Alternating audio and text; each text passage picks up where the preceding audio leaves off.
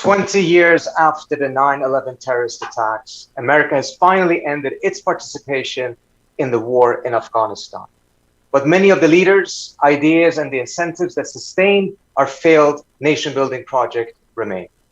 Good morning and welcome to the Quincy Institute's half-day conference marking the anniversary of the 9/11 attacks and assessing the 2 decades of American militarism they spurred. My name is Sridhar Parsi. I'm the Executive Vice President of the Quincy Institute, a think tank in Washington that promotes ideas that move U.S. foreign policy away from endless war and toward rigorous diplomacy. We favor a national security strategy that is centered on diplomacy and military restraint. Our half-day conference today, titled The 9/11 Wars, Looking Back, Moving Forward, will bring together policymakers, journalists, and experts to assess what America should learn from the war and mistakes in Afghanistan and how we can change course in order to avoid similar disasters in the future. Tons of ink have been spent on the significance of this anniversary and on the meaning of the ending of America's longest active combat. Many want to focus on what happened only at Kabul airport and assess what went wrong there. While we think that is important, we also think that thinking needs to go much deeper than that. We aim to focus today on themes and questions that we believe ultimately are more consequential, but have received insufficient attention. To begin with, will the failure in Afghanistan change U.S. foreign policy away from future interventions? And what will be the implications of the seemingly growing divide between the American foreign policy elite and the American public when it comes to matters of war and peace? To discuss those issues, we're delighted to have with us Anne-Marie Slaughter, CEO of New America Foundation, Peter Beinart of the Jewish Currents, as well as QI President Andrew Bacevich. After that, we will have a panel that will discuss whether the counterinsurgency and nation-building project in Afghanistan ever could have been won. This is particularly timely as some in Washington are already calling for military support to anti-Taliban forces. On that panel, we will be joined by Azmat Khan of Columbia University, Carter Malkasian, author of The American War in Afghanistan, and QI non-resident fellow Barnett Rubin. And last but not least, we'll be joined by Senator Chris Murphy, one of the most outspoken defenders of President Biden's decision to end the war, who will discuss why Washington kept supporting the war and nation-building efforts, even though it was clear to all that we were failing. Before we move on to our first panel, let me also first acknowledge and thank the Schumann Media Center for their support of today's timely event. So let's first bring in our speakers for the first event. We are delighted to have with us today Anne-Marie Slaughter, who is the CEO of the New America Foundation. From 2009 to 2011, she served as the Director of Policy Planning at the State Department, and prior to that, Dean of Princeton University's School of Public and International Affairs. Foreign Policy magazine named her one of the top 100 global thinkers for 4 years in a row. Then we will have Peter Beinart, who is a professor of journalism at the City University of New York, editor-at-large for Jewish Currents, and a CNN political commentator. Peter has authored 3 books and served as the editor of the New Republican magazine between 1999 and 2006. That is when, meaning he was the editor when the 9/11 attacks happened, as well as in the beginning of the global war on terror. Peter also runs a very popular newsletter at peterbeinart.substack.com. And finally, Andrew Bacevich, our own president here at the Quincy Institute, a graduate of Princeton and West Point. He served in the Army. He became an academic and is now a prolific writer. He is the author, co-author, or editor of more than a dozen books, the latest being The Age of Illusions, How America Squandered Its Cold War Victory. He, probably more than any other American public intellectual, has spent the last 2 decades imploring leaders in Washington to shift away from the foreign policy of military domination and the endless wars that it begets. Welcome to all of you. So delighted to have all of you here with us today. Let me start off with a question that I would like to get your immediate reactions to. President Biden had an intriguing line in his speech on August 31st. He said, the decision about Afghanistan is not just about Afghanistan. It's about ending an era of major military operations to remake other countries. Are we at an inflection point in American foreign policy right now? Are we seeing the beginnings of a major shift that is, as the president said, more than just about Afghanistan? So is there more that meets the eye here, or is there perhaps less? Will this decision at the end of the day end up being a one-off rather than being the beginning of something bigger? Anne-Marie, if I could get your reaction to this first. Well, it is an inflection point, but I don't think it's just President Biden's decision. Indeed, I'd trace that inflection point back, at least in part, to President Obama's decision not to intervene in Syria. And I think this is a continuation. There's no question that the failure, the inability to achieve a defined mission beyond preventing terrorist attacks in Afghanistan has been a big part of that inflection point. But the other two factors have been the changing technology of conflict, moving to drones and droids and cyber war, and equally the demographic change in the United States. We are becoming a plurality nation where we will not have a white majority, and Americans across the political spectrum who have had different experiences and whose families have had different experiences of American power.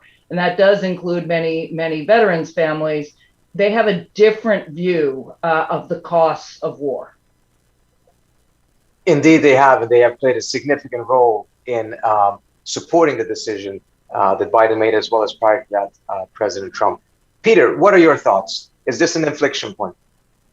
I do think it's an inflection point, but I worry that really it's an inflection point away from the war on terror and towards the new Cold War with China. And I thought it was very significant in Biden's speech that one of the justifications he gave was not that we needed to turn our focus away from wars of conquest and occupation so we could focus on climate change and work with China on that and global pandemics, but so we could focus on this, what they've called extreme competition with China, this new great power competition, which we really started to see really ramp up during the Trump administration. And what worries me is that I fear that some of the same underlying flawed assumptions that have hurt us in the quote unquote war on terror will also hurt us vis-a-vis China.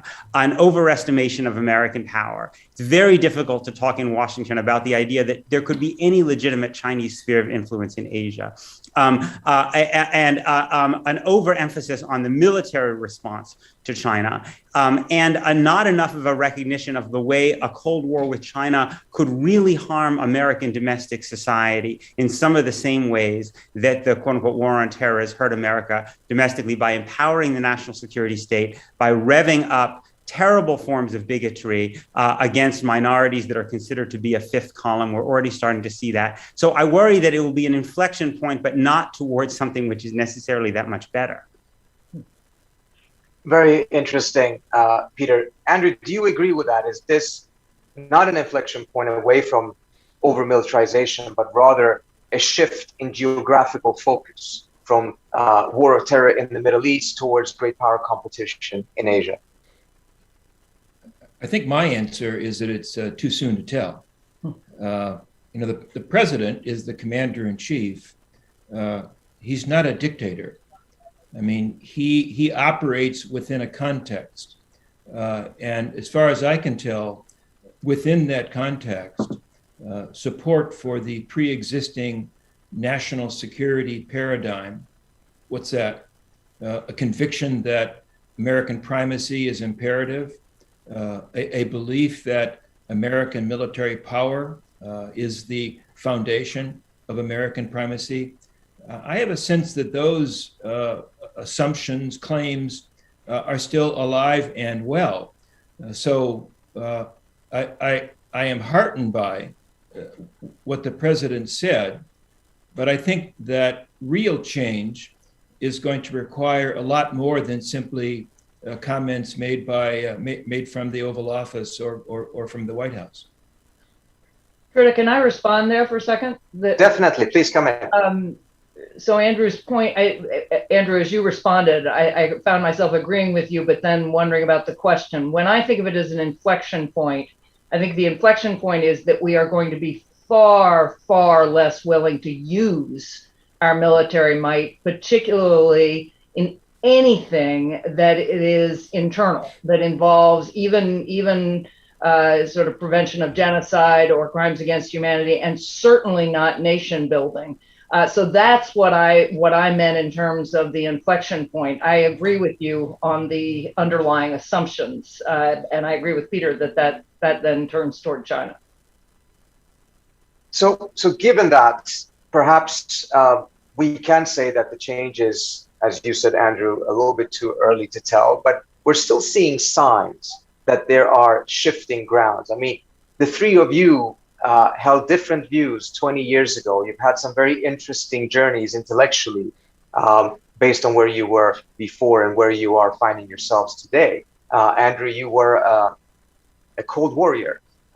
Peter, back at the time when you were at the New Republic, you were in favor of the Iraq War. Anne-Marie, you supported intervention in Syria as well as in Libya. I would love to hear how you have, all three of you, based on your personal experiences, have evolved over time and why you have come to the conclusions that you are coming to today when it comes to the use of American military force as the primary instrument of American statecraft.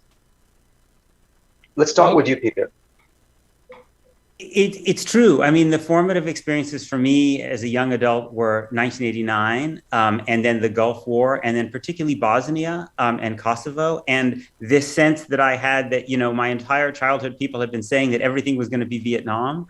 And yet, in a sense, these things were not Vietnam. And I felt that America had done something good with these uses of military power, and that I thought that this third wave of democratization that was happening as I was, you know, coming of age, suggested that we could be more optimistic about the spread of liberal democracy and America's ability to foment it, even sometimes at the point of a gun. And I think, in retrospect, I myself had not thought nearly hard enough about Vietnam, nor had I thought nearly enough about the Spanish-American War.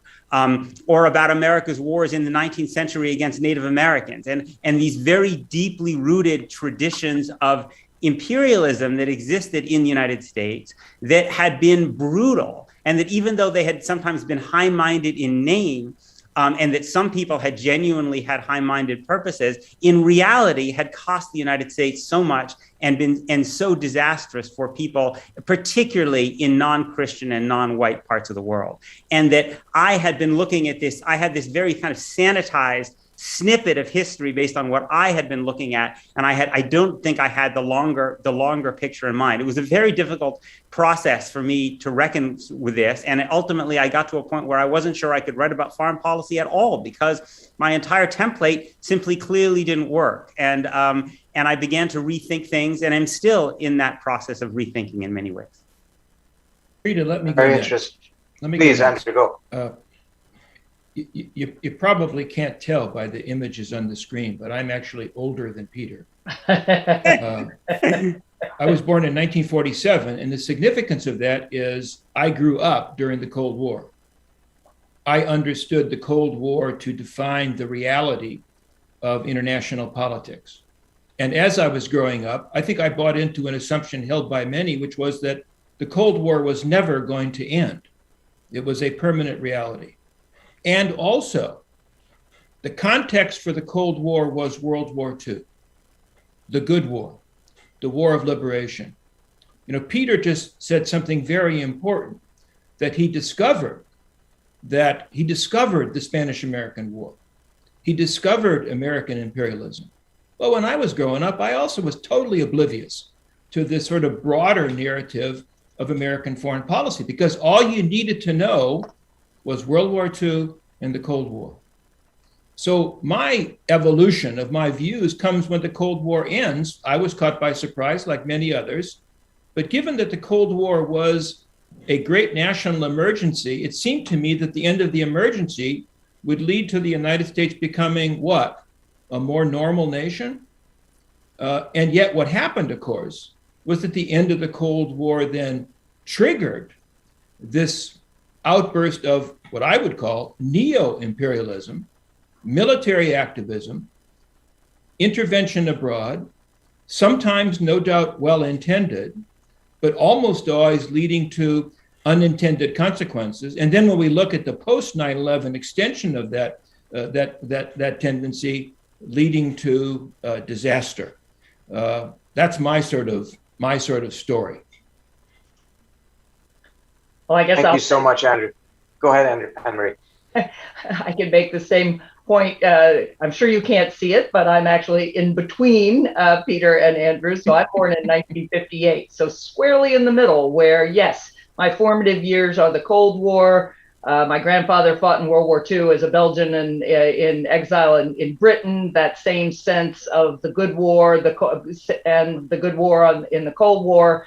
Too young really for the full part of Vietnam, but like Peter, I was powerfully shaped by our inaction in Rwanda, which I still regard as a stain on all the world. I mean, almost 1 million people were killed by machetes, and we could have stopped it. And then Bosnia and Srebrenica, and then Kosovo, where the United Nations Secretary General and a very distinguished panel of international lawyers, many of them very much aware of U.S. imperialism, still said, Kosovo was illegal but legitimate. And so that sense of changing norms and then the responsibility to protect, which I still believe in, that ultimately we will not have the peace we need in the world unless there's a recognition that governments can do horrific things to their own people. And I don't mean garden variety horrific. I mean genocide, crimes against humanity, grave and systematic war crimes. So I was a supporter of intervention on humanitarian grounds, not on democratic grounds. I never would have supported the Iraq War for democracy. But what I would say is watching what happened in Libya, and I still think we should have intervened in some ways in Syria, but not the way we did in Libya, and recognizing ultimately how important the people on the ground are, the women in Libya who are going to be threatened forever because of the small arms, not just women, but the vulnerable. And realizing that as much as I think we do have the power to do good, we don't have the tools or the doctrine to know how, to know when to get out, to know when and how to intervene. So I still think there are cases where we should, but not unless we overhaul our tools, our doctrine, and our ability to act with others. Thank you so much, Anne-Marie. Let me dig a little bit deeper into both Libya and your personal journey and where you stand today. In March 2011, you wrote quite passionately in the New York Times in favor of military intervention in Libya, arguing that now we have a chance to support a real new beginning in the Muslim world. This past month in The Economist, you favored a very different perspective, writing that the Taliban's overthrow of an elected government in Afghanistan, which the United States had fought to establish and maintain for 2 decades, will reinforce the bankruptcy of trying to lead the world through military dominance. That's a sentence that definitely could have been written by the Quincy Institute itself. Now, domination and humanitarian intervention were mutually reinforcing in the past. You needed domination to a certain extent to make humanitarian intervention possible, and the need for humanitarian intervention was used to justify domination. You're now arguing against military domination as a way of leading, which I personally would definitely welcome. But where is your thinking then when it comes to the interventions? Should the US pull back from military domination, but not from interventions for humanitarian purposes? And how do we then make sure that we avoid the disasters in Libya and elsewhere in Afghanistan if we still believe that these interventions should be made? And will anything really change if those interventions still are on the table?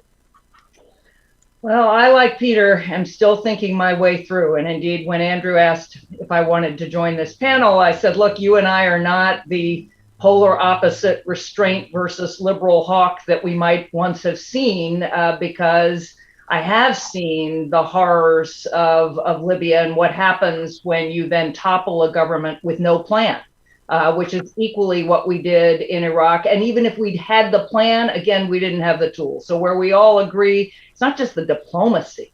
We need long-term development strategies, and the United States is neither willing to do that nor to pay for it. Although the European Union often is, but we don't coordinate well enough with the European Union or Japan or other countries that have invested more in civilian power.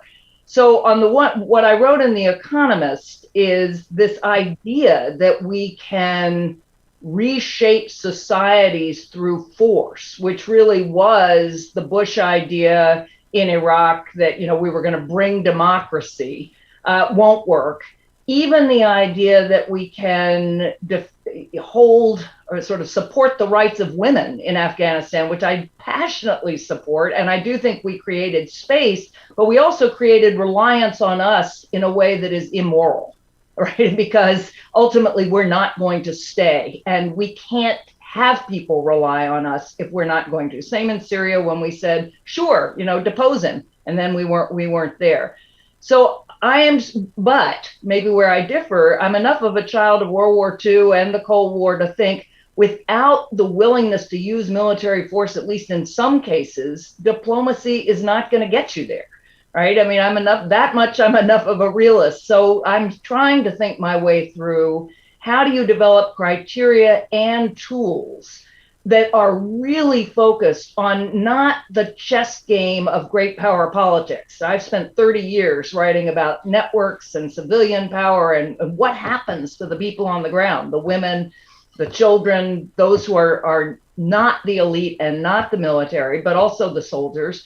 How do we then think about using force to protect those people, but in a way that is actually sustainable? And I don't have an answer yet, but I'm actively rethinking.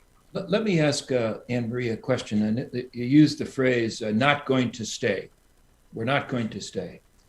Of course, some people would say, well, not true.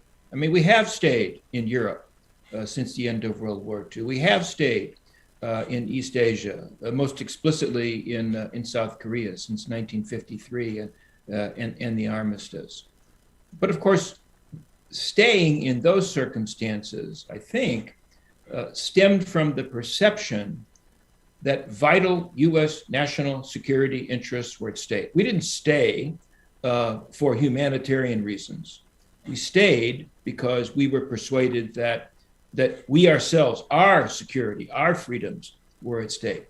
So here we are in a new era. I mean, I guess what I'd like to hear you reflect on is, what would be the arguments that could be advanced now that would persuade the American people that we do have that imperative to stay, because bringing about change in societies does take a long-term commitment, as far as I can tell.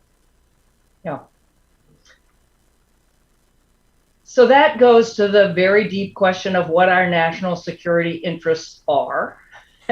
And I think they are changing. This again goes to who we are, who are Americans.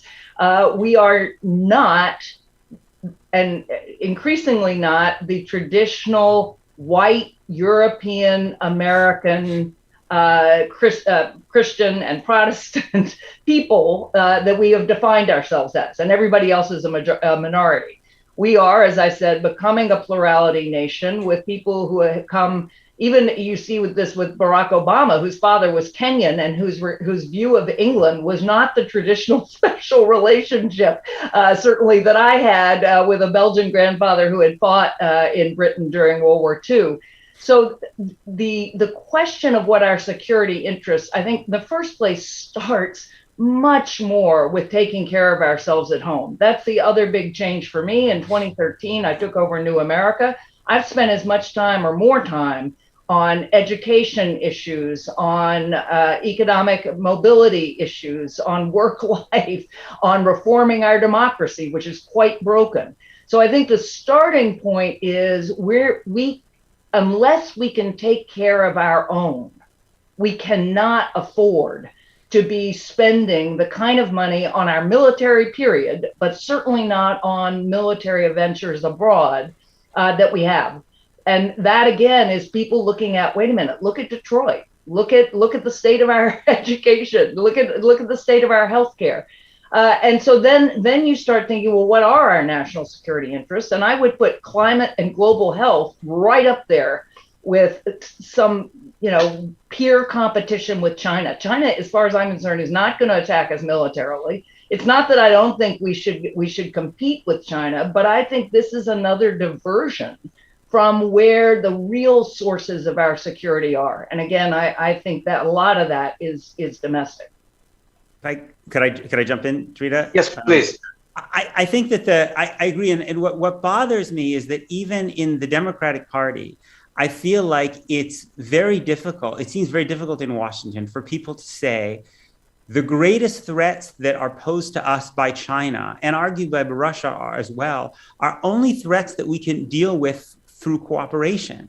That I would, climate and pandemics, as Anne-Marie said, and also election interference and cyber more generally. It seems to me that that seeing those, the only new kinds of compacts that would also involve restraining what America does in terms of our contributions to pandemics, our contribution to climate, and our electoral interferences. So we strike, and our cyber, hacking, that we strike new compacts. This is not because, I wish I heard more Democrats saying, we're saying this not because we don't think that China and Russia pose real threats. They really do pose real threats, but the notion of responding to those threats in a zero-sum way just misunderstands the fundamental nature of what those threats are. Because while the South China Sea is important, it's not that what's happening in the South China Sea that is really threatening the lives of huge numbers of Americans, right? That have wrecked so many people's lives over the last couple of years. And that cooperative framework, I still feel like, is not front and center in the Biden administration.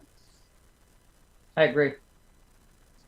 Thank you, Peter. And just to follow up on that, what Anne-Marie said, I think, is quite interesting and important. We have to go back to the very core issue of, what the interests are. And here we see how certain things then clash. If we define U.S. interests to have a moral or strategic obligation to intervene on humanitarian grounds and use our military force for that, we also have to then think through how does that, if at all, impact relations with other major powers in such a way that it could or likely would negatively impact our ability to be able to collaborate on common threats such as climate. So climate has to be pervasive throughout all of this conversation, because we cannot have everything as a priority, it appears to me, because some of those things will actually end up in some form of a negative sum relationship with the broader threats, the collective threats that we're facing.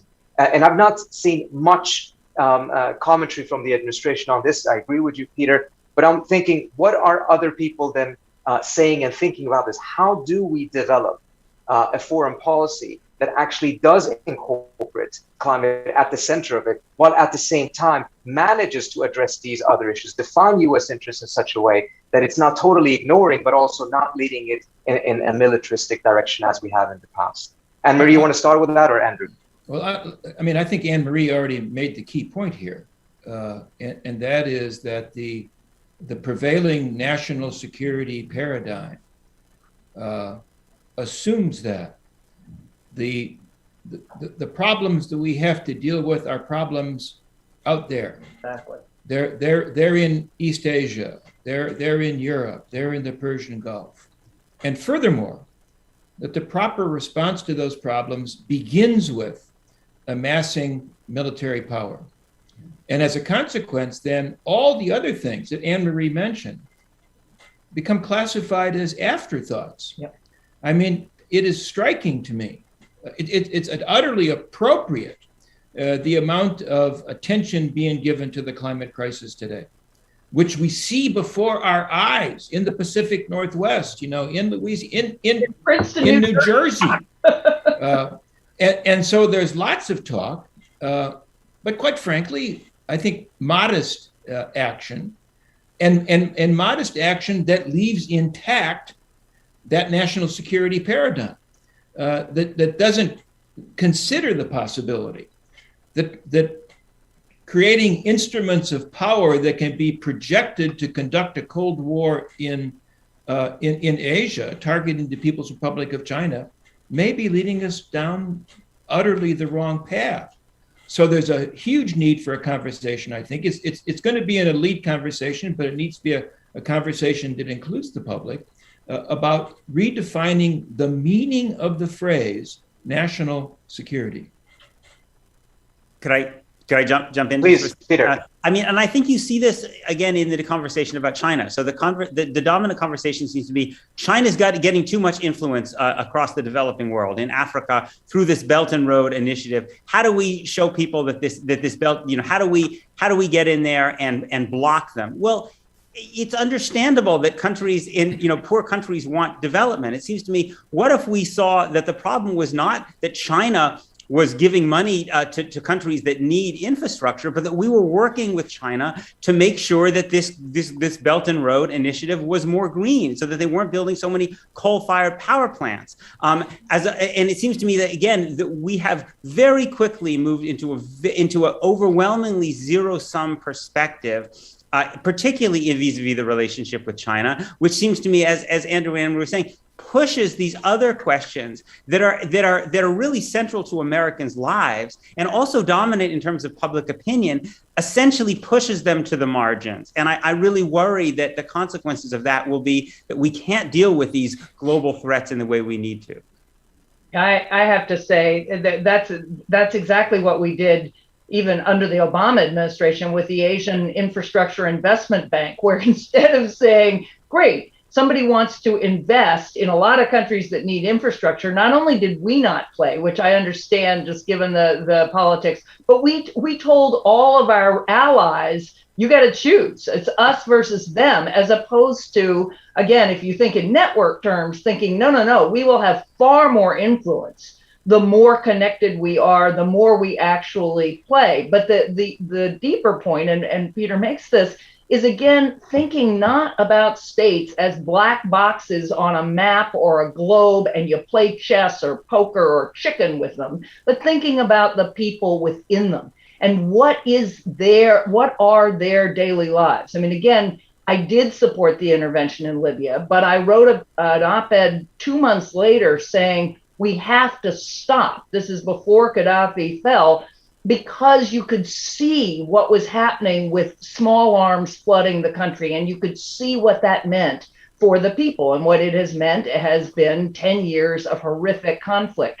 So it's somehow, again, thinking about the impact on the people and really challenging what is a mix of sort of traditional, easier great power politics. And I really mean this. It's easier to sit in Washington or in any foreign ministry and think strategically about our dominance over somebody else than it is to think about the really messy trade-offs that climate requires, that health requires, that cyber requires. These are much more complicated issues, and they don't divide between domestic and international. So you need a different kind of training and a different kind of people, and that scares the traditional foreign policy elite silly. Well, but again, let me play off that. I think what you're both saying,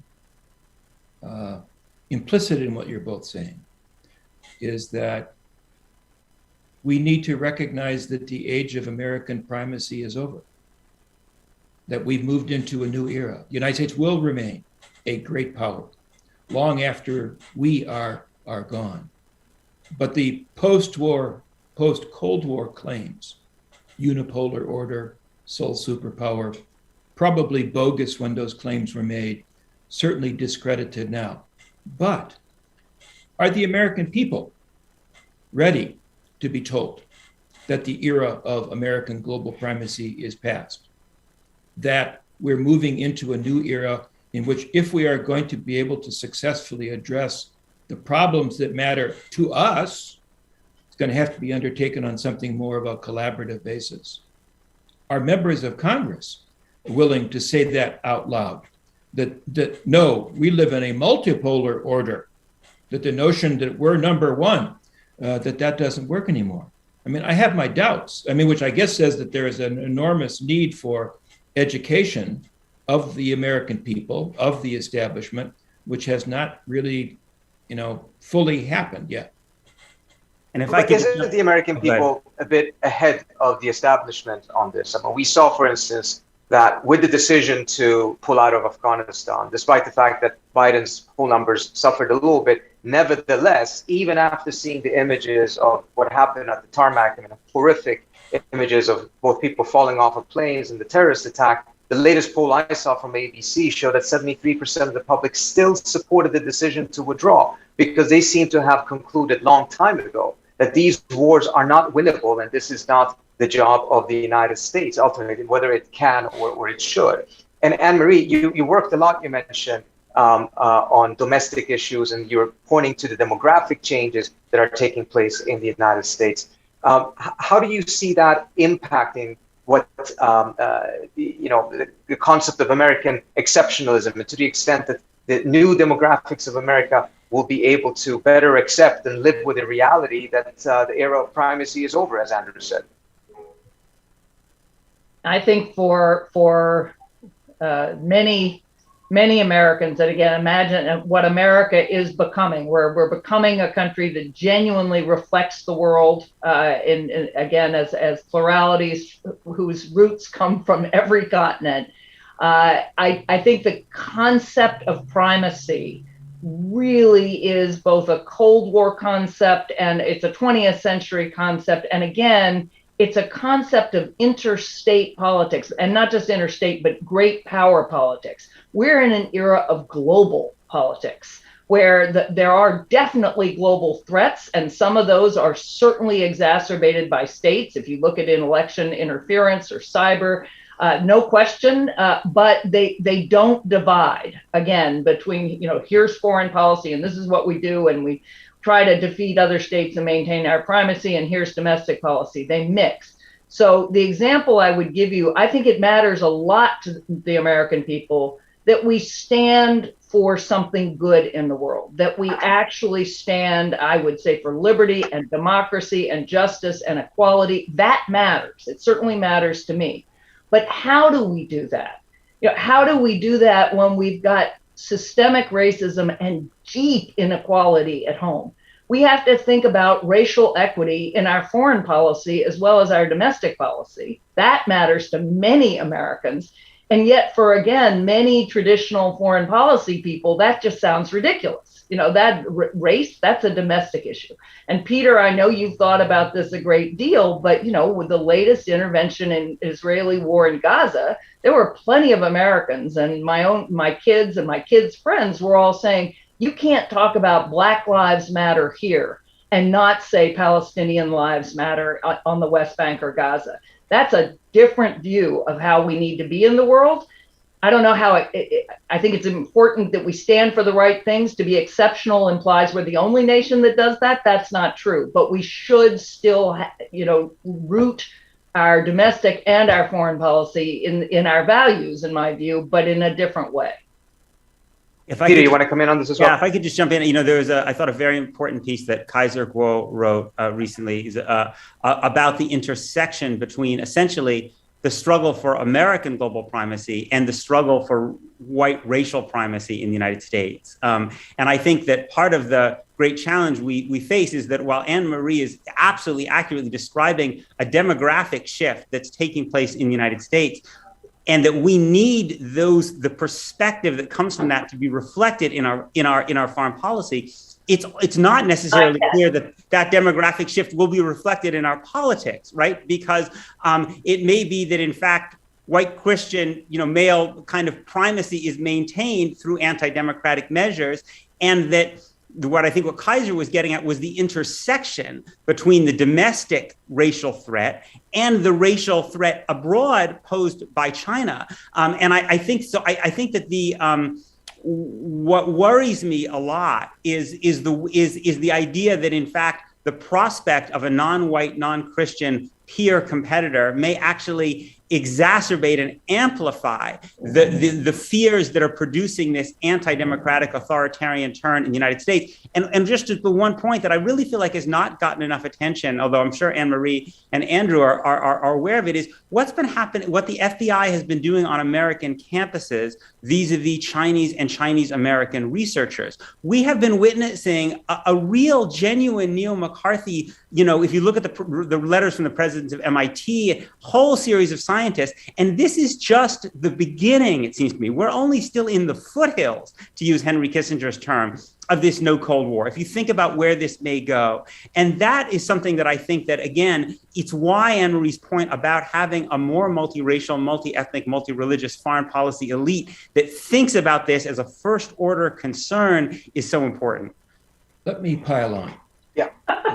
And I'll, 10 years ago, I would not have agreed. And I have to begin by correcting my dear friend, Trita, who at the beginning of this cited the wrong book. My most recent book is called After the Apocalypse.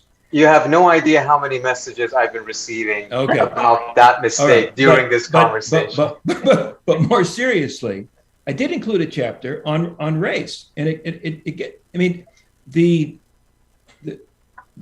the perspective on America's role in the world that I grew up in was a white perspective, in the sense that the countries that mattered were white. It was an East-West perspective. Now, these countries all had North-South relationships, more often than not, to include the United States, based on either formal or informal imperialism. But all that was an afterthought. Yeah. Again, it goes back to Peter's earlier comment. Who the heck, when we were growing up, paid attention to the U.S. efforts to pacify the Philippines after the Spanish-American War? It didn't matter. But I do believe that we are now moving into an era in which those North-South issues, the legacy of imperialism and colonialism, they're not going to be so easily ignored. And therefore, those relationships that are informed by matters related to race are going to compete with the East-West great power competition framework that has been dominant up till now. And as Peter alluded to, we've seen that in cases, many other cases, including in the case of tensions between the United States and Iran and how that impacted the Iranian American community, that the degree of discrimination the Iranian American community faced in the United States was directly correlated with the level of tensions between the US and Iran, far more so than anything else. So again, we're seeing some competing priorities here, because if we walk in the direction of a Cold War with the Chinese, we're going to see far more discrimination against Asian Americans here in the United States, which is then going to undermine our democracy and do all of the different things that Anne-Marie and everyone else here talked about. We had a comment about this in the chat on YouTube from Kevin Gribrook, who I think it just adds to what you've been talking about. He says, American people, except think tankers, don't think about geopolitics. They think about how they're going to keep from being evicted.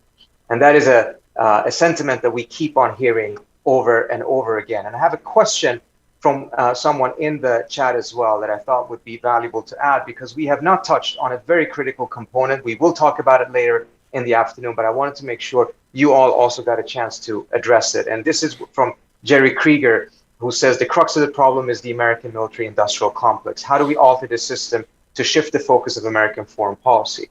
And I think looking at what happened in Afghanistan really makes it unavoidable to talk about the military-industrial complex, because this was not a development program of Afghanistan. This was a development program of Northern Virginia, where all the defense contractors are sitting, and they are making a tremendous amount of money. When you look at the CIGAR report, you see the very, very low percentage of the money that supposedly went to Afghanistan or was spent in Afghanistan was actually coming back here for those defense contractors. So how do we address that issue? And as we have to rethink so many different things, where do we begin when it comes to the military-industrial complex and the financial incentives that have existed and continue to exist to just continue on this same path? You want to start off with that, Andrew? Yeah, very briefly. I think the phrase is no longer adequate in describing the phenomenon to which it refers. Many people have made the point, some have argued, that Eisenhower meant to call it the military-industrial Congressional complex, was talked out of it, didn't include Congress in his farewell address.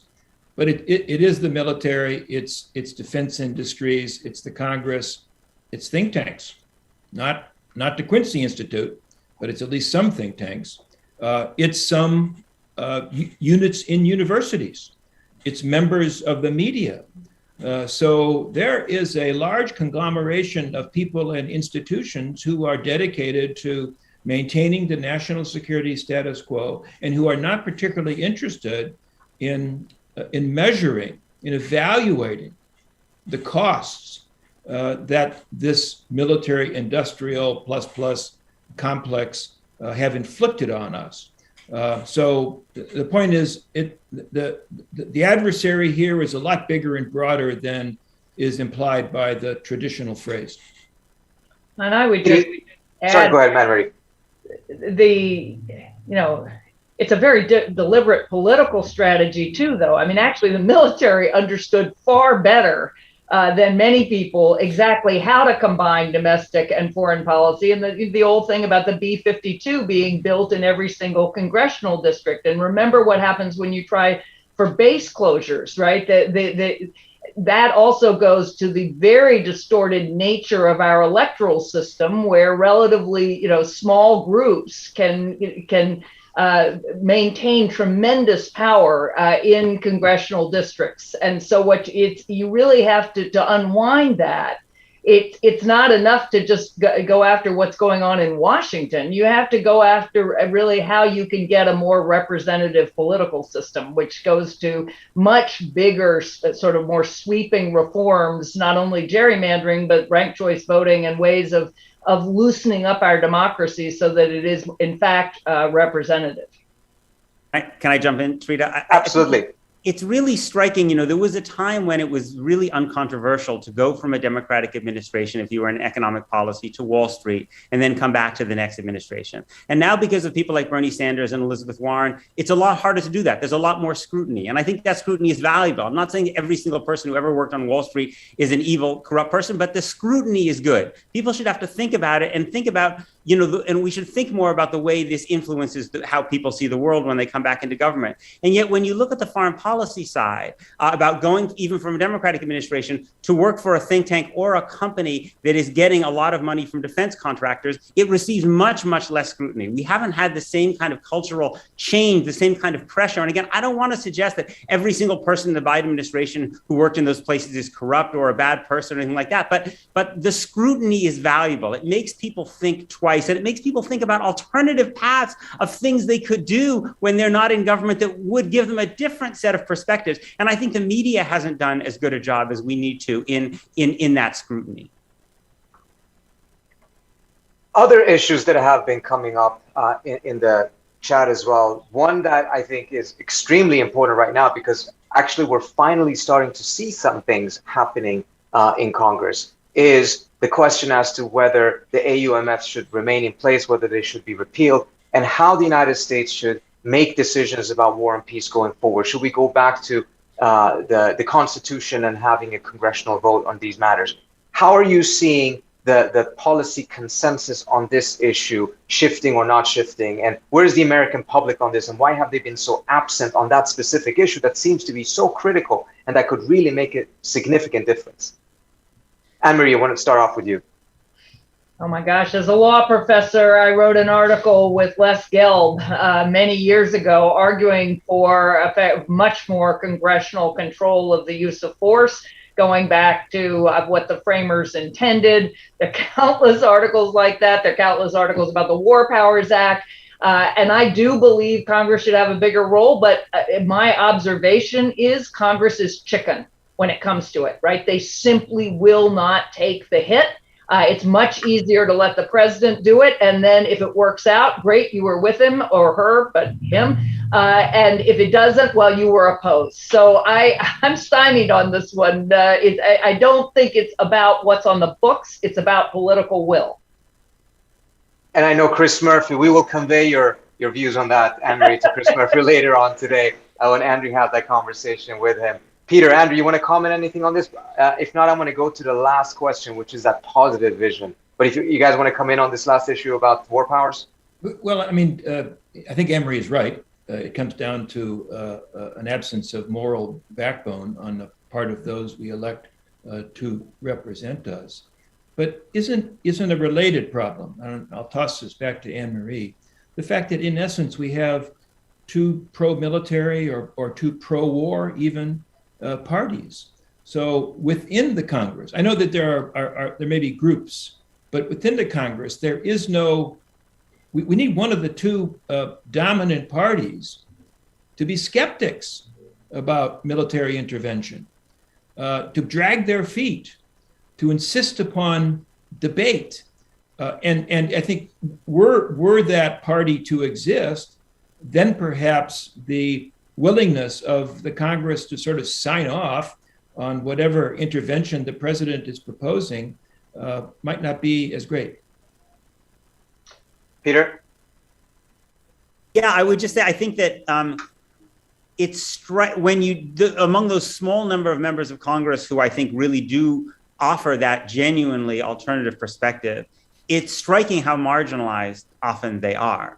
And I think in particular of Rashida Tlaib and Ilhan Omar, both of whom I think put aside, they're always piled upon because of their views about Israel-Palestine. But if you look at their broader set of concerns that they keep raising about American arms sales, for instance, about American military aid in general, they're extreme about accountability for America's past crimes. It's striking to me, and again, I think first of all, it shows it's not coincidental, as Anne-Marie is saying, that these are both women of color, both of whom are Muslim. But it's also, I think, again, not to divert the conversation into this, that we also have a conversation about Israel-Palestine that puts people under so much pressure on that question that it makes it very difficult for them to actually make the broader questions, that they're making about American foreign policy more generally. And I think that's part of the reason that we don't have the alternative perspective that Andy is talking about.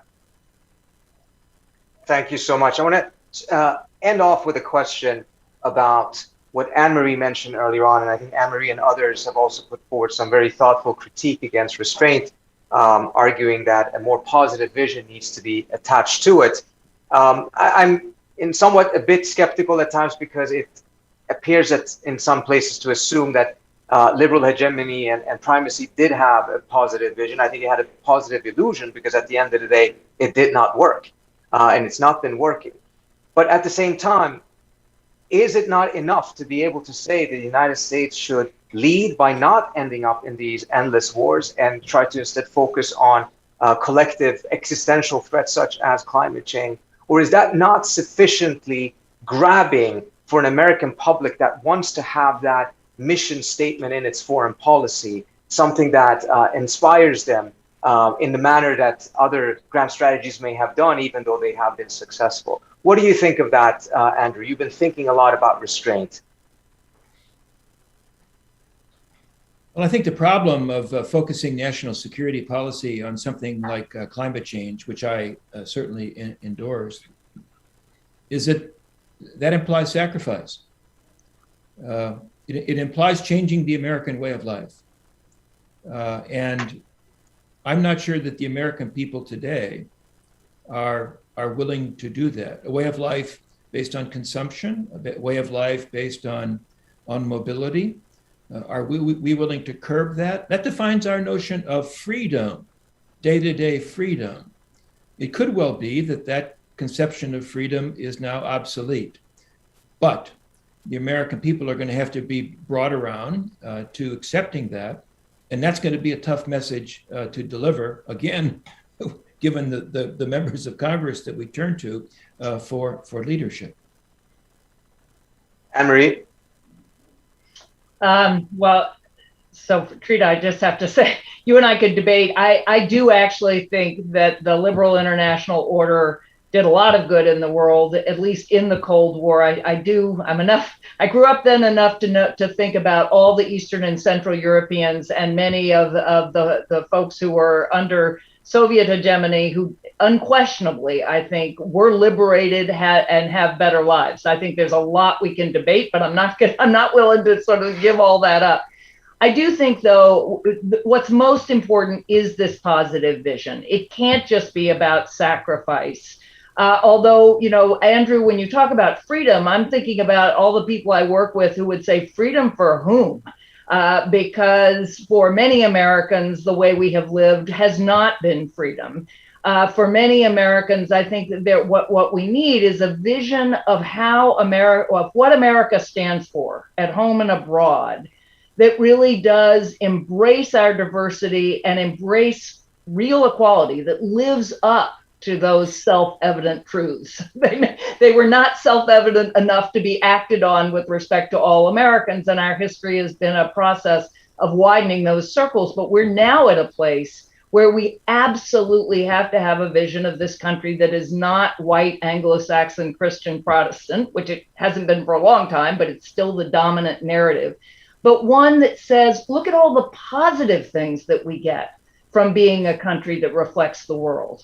And indeed, in that Economist piece that Trita mentioned, and in a book I have coming out on September 21st called Renewal, I talk about, look at all the ties to Latin America, to Africa, to Asia, the economic ties, right? Our ties to Europe are deep and valuable economically because they're based on personal ties. And if we have a positive vision of what that America can be in the world, it's not just soft power. We can strengthen our hard economic power. We can strengthen our diplomatic power. We can build networks that bring in corporations and civic groups, as well as government and cities, in ways that actually say, look, we stand for the equality of all human beings. We stand for liberty. We stand for justice. We recognize our own sins in this regard, and we recognize what it takes. And we're going to focus on doing that at home and as much as we can abroad. Peter, 30 seconds, last word.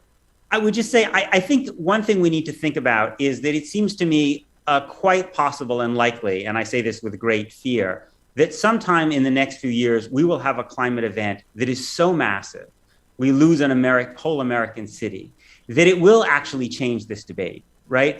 That will be the terrible news, but it will also mean that I think it will put us in a different moment. I mean, we will have a climate 9/11 that I think will shift this conversation.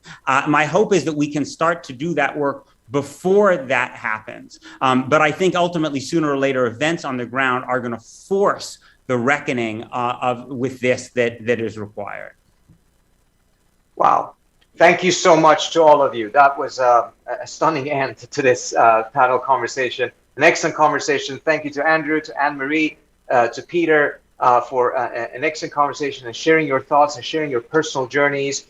We are now going to take a quick break, and I'm going to hand it over to Adam Weinstein, who is a QI fellow, a former veteran of the Afghanistan war, who will be leading the discussion in about 2 minutes. Adam, please tell us what's in store for us. Yeah, thanks for passing it to me, Trita. And that was a very interesting panel you just hosted. What we're going to do in the next panel is really dissect this counterinsurgency campaign that defined the last 20 years and ask the question, could it possibly have been achieved the way the generals imagined it? Thank you so much. We'll be back in about 2 minutes.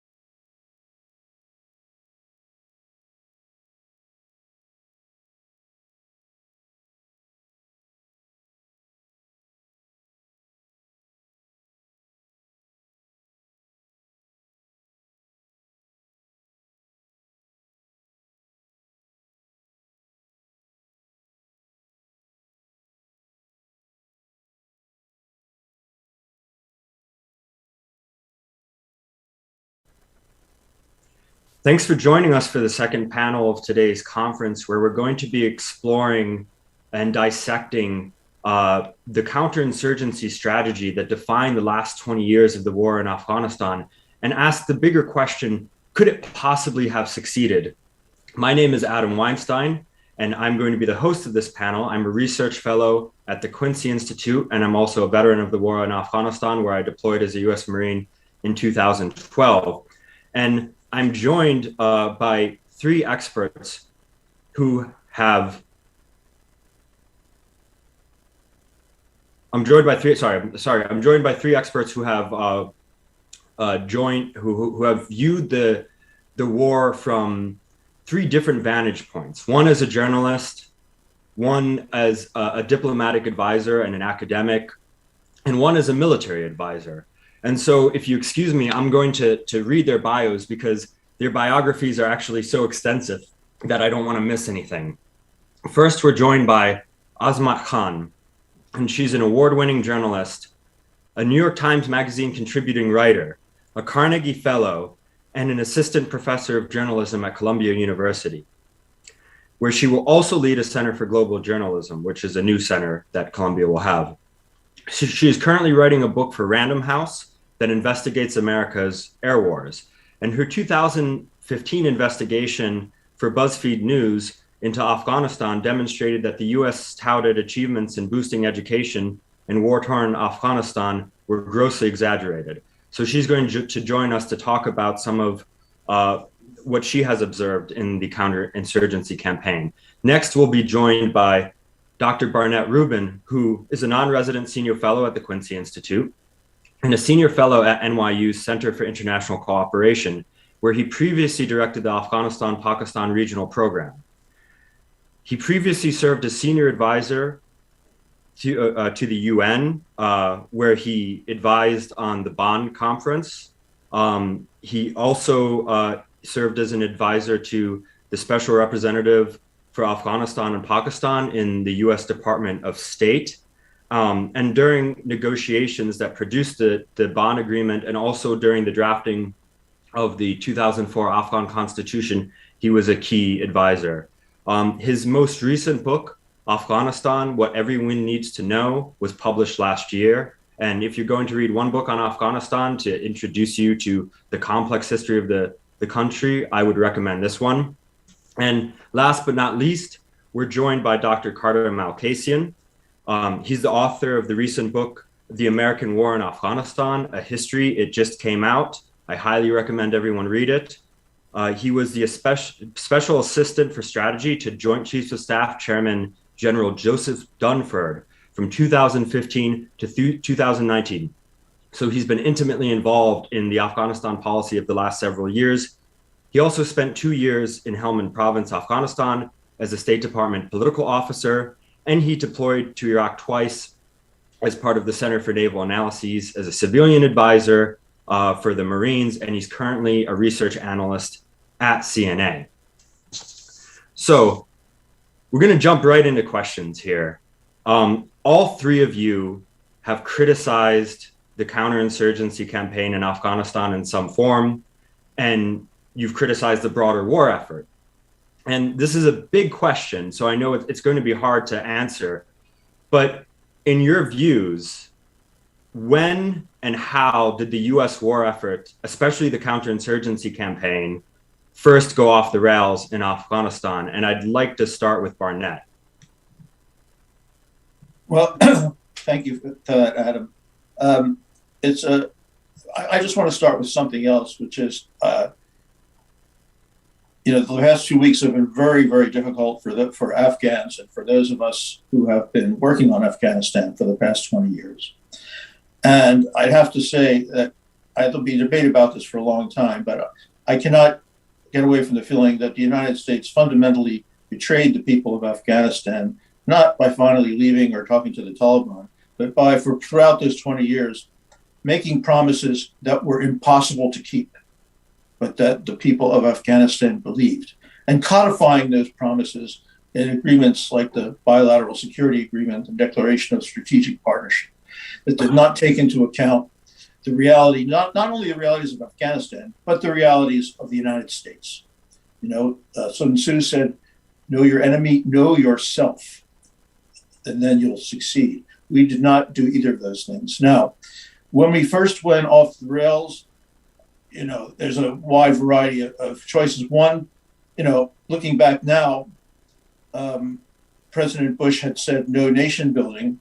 And with the experience we have now, maybe we should say, if we don't know how to do nation building, which apparently we do not, and we don't have the tools to do it, which apparently do not, we should also get out of the business of government destroying, because international security requires that states somehow exist and be engageable in some way. So perhaps the mistake was the war, but that was probably unavoidable, given that, if you remember, September 11th and the emotions around it. However, we decided that the purpose of the war had nothing to do with Afghanistan, you see. The purpose of the war was to punish the people who carried out 9/11 and to demonstrate to everyone that if they harbored such people, they would also be punished. That meant peace in Afghanistan was not a consideration. In fact, it was a threat, because for most Afghans, I believe, they believed that the coming of the United States meant peace in Afghanistan. Many Taliban leaders surrendered and were in favor of that. They reached an agreement with President Karzai the day after the Bonn Agreement, which Donald Rumsfeld torpedoed on television. You can watch him doing it on CNN. And that was the beginning of the denial of peace. We were so strong that we didn't want to negotiate. Later, we said we can't negotiate until we're in a better position, until we finally ended up where we are today. So if I could ask a quick follow-up. In the last panel, Anne-Marie said, we created reliance on us that was immoral. In other words, in Afghanistan, did we create a reliance on the United States military and United States funding and United States models of governance that was immoral? You've said that we made promises we couldn't keep. How much of that was related to creating a state that was permanently reliant upon us? Yeah, she was exactly right, and that's what I thought of when she said that. Look, the policy, which you're calling counterinsurgency, but beyond that, in Afghanistan was essentially a Ponzi scheme. A Ponzi scheme is one because there was no strategy for making Afghanistan self-reliant, or more self-reliant even. Making Afghanistan self-reliant, in fact, would have gone against all of our other foreign policies, because it requires cooperation with China, Russia, and Iran.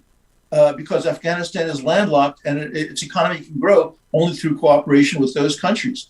So it was doomed to failure. So what we did was, counterinsurgency is clear, hold, build. And then we added one, transfer, because we were not a colonial power, we thought. And therefore, we were going to build up an Afghan government which would be self-sufficient and could take over. Well, in fact, would have gone against all of our other foreign policies, because it requires cooperation with China, Russia, and Iran. Because Afghanistan is landlocked and its economy can grow only through cooperation with those countries. So it was doomed to failure. So what we did was, counterinsurgency is clear, hold, build. I'm sorry, everyone. I think we might have had a technical difficulty there. If I could move on to Azmat, you viewed this war from the perspective of the civilian harm, and to compensate for the fact that our counterinsurgency strategy was not completely cohesive. I think we had an issue where we would empower local warlords who weren't necessarily the best partners to have on the ground. I was wondering if you could speak to that, and then also answer the original question about how you see the history of the U.S. counterinsurgency in Afghanistan and where it really went off the rails in your view. Absolutely. I'm sorry. I think the technical difficulty was my fault, so my apologies for that. But it's a pleasure to be here with these others. As was just said, there were key moments when, even before this war began, when there were overtures and offers from Mullah Omar through representatives to Robert Grenier, for example, in Pakistan at the time, to essentially hand over bin Laden to a third-party country, which Donald Rumsfeld rejected, right? It was this Bush administration that members of it routinely refused any kind of a surrender that wasn't unconditional. It happened before the bombing began. It happened as the bombing happened. There were refusals. And as the United States, found itself in Afghanistan, trying to capture bin Laden, trying to target al-Qaeda, they very quickly aligned themselves with individuals who had been so abusive in past wars, people who owned militias and militaries, people like Dostum and others, to essentially fight the Taliban. That is how they were able to really take Afghanistan early on. It's why the Taliban crumbled, but it also wed them to these individuals in ways that really, if you listen to the Afghanistan papers and you talk to US officials, you start to hear this narrative about how that was when the war really started to go off course, just at the very beginning. But I would say, just from the vantage point of civilians in these battlefield areas, the majority of areas where this war was fought, they will cite very early on incredible civilian casualty incidents. And so, within 8 months of the war, there was a bombing, a incredible civilian casualty incident on a wedding convoy in Uruzgan province in July of 2002.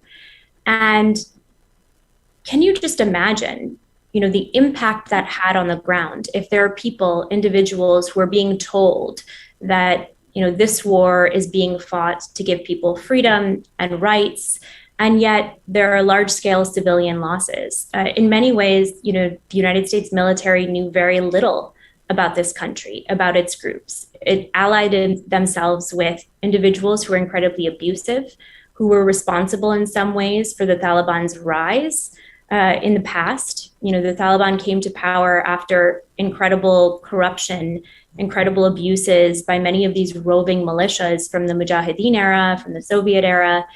And some of these people who led to the Taliban's uprising in the first place then became American partners. And you saw them call in airstrikes on their rivals. You saw them essentially want to collect money from the United States military that was offering rewards for people who would turn in, al-Qaeda or Taliban leaders. You saw this repeated throughout the war. And in my experience, this has had incredibly detrimental effects in many rural areas, battlefield areas, where people don't even necessarily support the Taliban. They found themselves at least resigning themselves to Taliban power simply because they found their aggression less violent than they found the US military's aggression. And, just to point out, when we think about, how America understood Afghanistan and how military officials, these young people who were being sent to that country, I read a reporter yesterday who had, I think, served 2 previous tours in Afghanistan as a Marine, I think. And, in this piece he'd written, he couldn't identify the language spoken. He called it Pashtun instead of Pashto. And that's the level of education that many people who were deployed to this country had, which was a very, very little understanding for local and cultural context. So, they really missed out on that civilian population. Yeah, I served in Uruzgan province in 2012. And of course, Uruzgan province is also the site of Australian war crimes, which are still under investigation. And the videos can be viewed on the internet, and they're quite shocking. And I think it's true that the population in Uruzgan was alienated by the NATO mission and by US troops and our partners. I'm wondering if I could ask you a follow-up question, because you spoke about rural Afghanistan. And throughout much of the war, when we talk about gains, I think we've focused on Kabul and urban Afghanistan, and those gains are undeniable. Gains in maternal health, gains in education of women, in upward mobility in terms of jobs and economic status. And it's easy to exaggerate and downplay the dichotomy between rural Afghanistan and urban Afghanistan, because of course, many Afghans in both the countryside and the cities had the same aspirations. They wanted to see their daughters educated. They wanted access to political choice.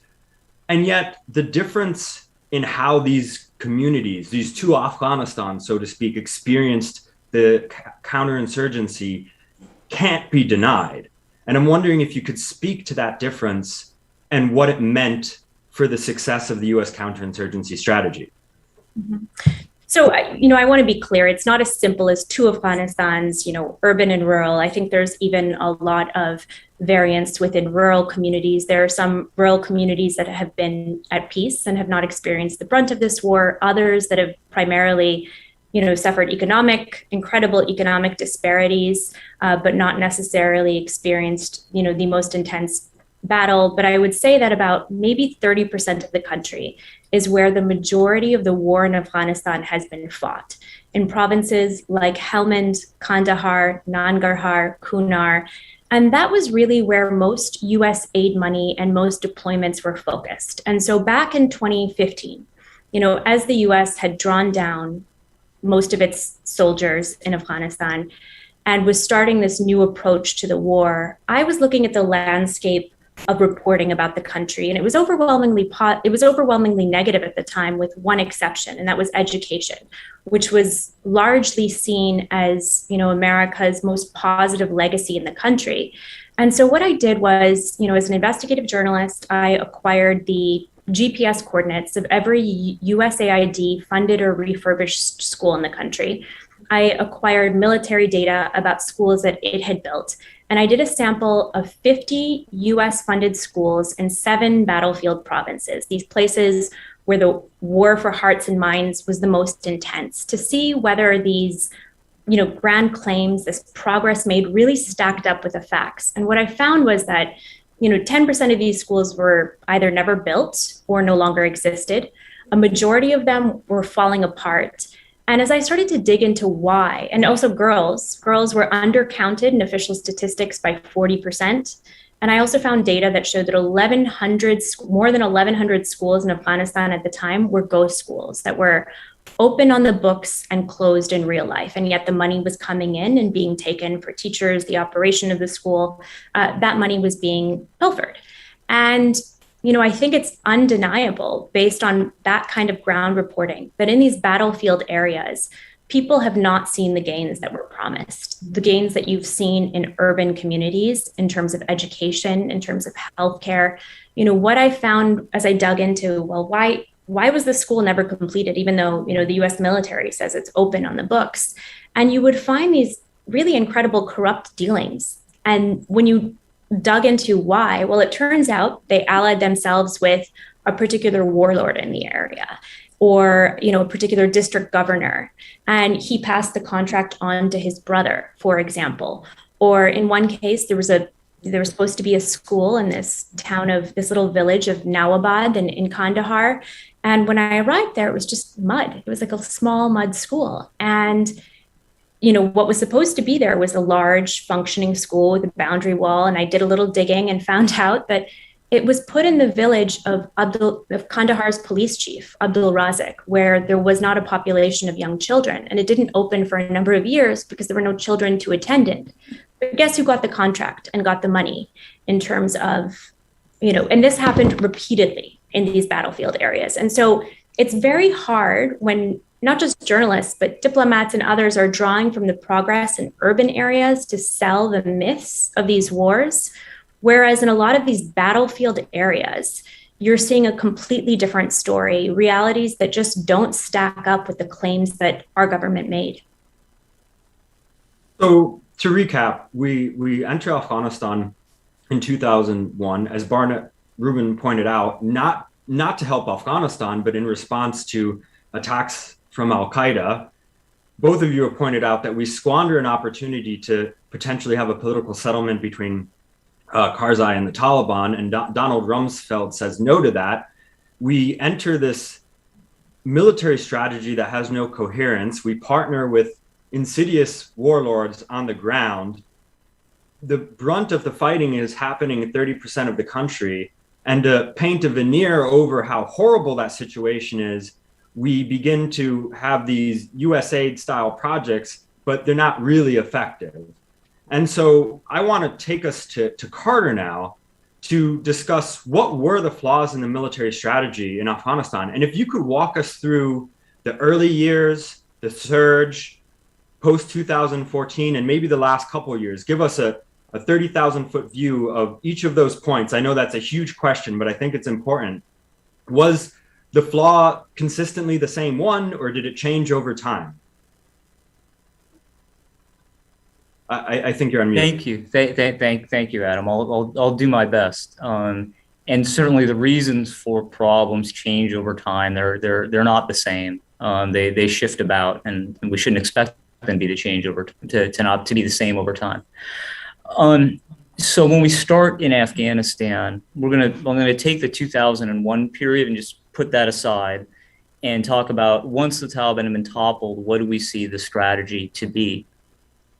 And our foremost goal at that time is to complete the defeat of Al-Qaeda, and also at that time was to complete the defeat of the Taliban. But there wasn't really anything to be called counterinsurgency at the time. The phrase wasn't really even that well known at the time. Really what was happening more is some of what Azmat was referring to, which is that we had special operations forces and other forces on the ground that were focused on targeting insurgent leaders and focusing on going after them in various locations. So the famous July 2002 Uruzgan strike was a result of one of these operations where they thought Mullah Omar might be in the vicinity, conducted an attack, and instead killed a number of civilians. Similar attacks happened in other parts of the country. The most famous is against Burgat Khan, Issaaqzai tribesman in Maywand, and after he was captured, detained, and died in detention, lots of his tribe decided to turn against the government and turn against us. So those are events that are fairly well known and highly problematic. That focus on targeting leadership and going after remnants of Taliban and remnants of Al-Qaeda, that continues for 3 or 4 years.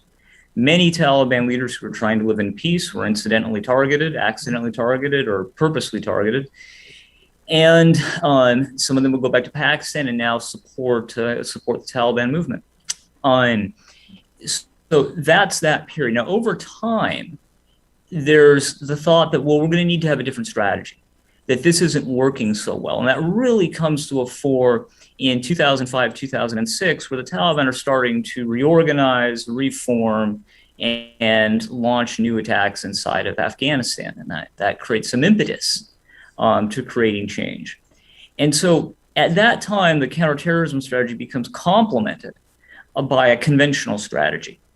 And during the early period of 2006 to 2009, it tried to kind of make it counterinsurgency, but it was really more about military operations to try to root out Taliban, especially in eastern Afghanistan, especially in northeastern areas such as Kunar, Nuristan, where we had lots of bases set up in some very remote areas and got in some extremely intense fighting, a lot of which didn't really look like counterinsurgency or insurgency at all. It looked like some kind of video from the Korean War at times.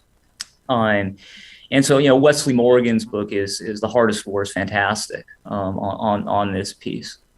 So counterinsurgency starts to get implemented from 2009 to 2000, really in 2009. The Obama administration kind of gives the okay for that after some really extended, difficult debate. And counterinsurgency is taken from the perceived successes of Iraq. And it's implemented in Afghanistan. And under President Obama, it's actually, the idea is not to defeat the Taliban, it's to break their momentum, to complete the defeat of Al-Qaeda and enable the Afghan government to stand on its own. As Professor Rubin has said, that probably wasn't really in the cards. So the surge goes forward for those years. I think in a variety of places and districts and locations, it was tactically successful, but its strategic effect is what's much more important.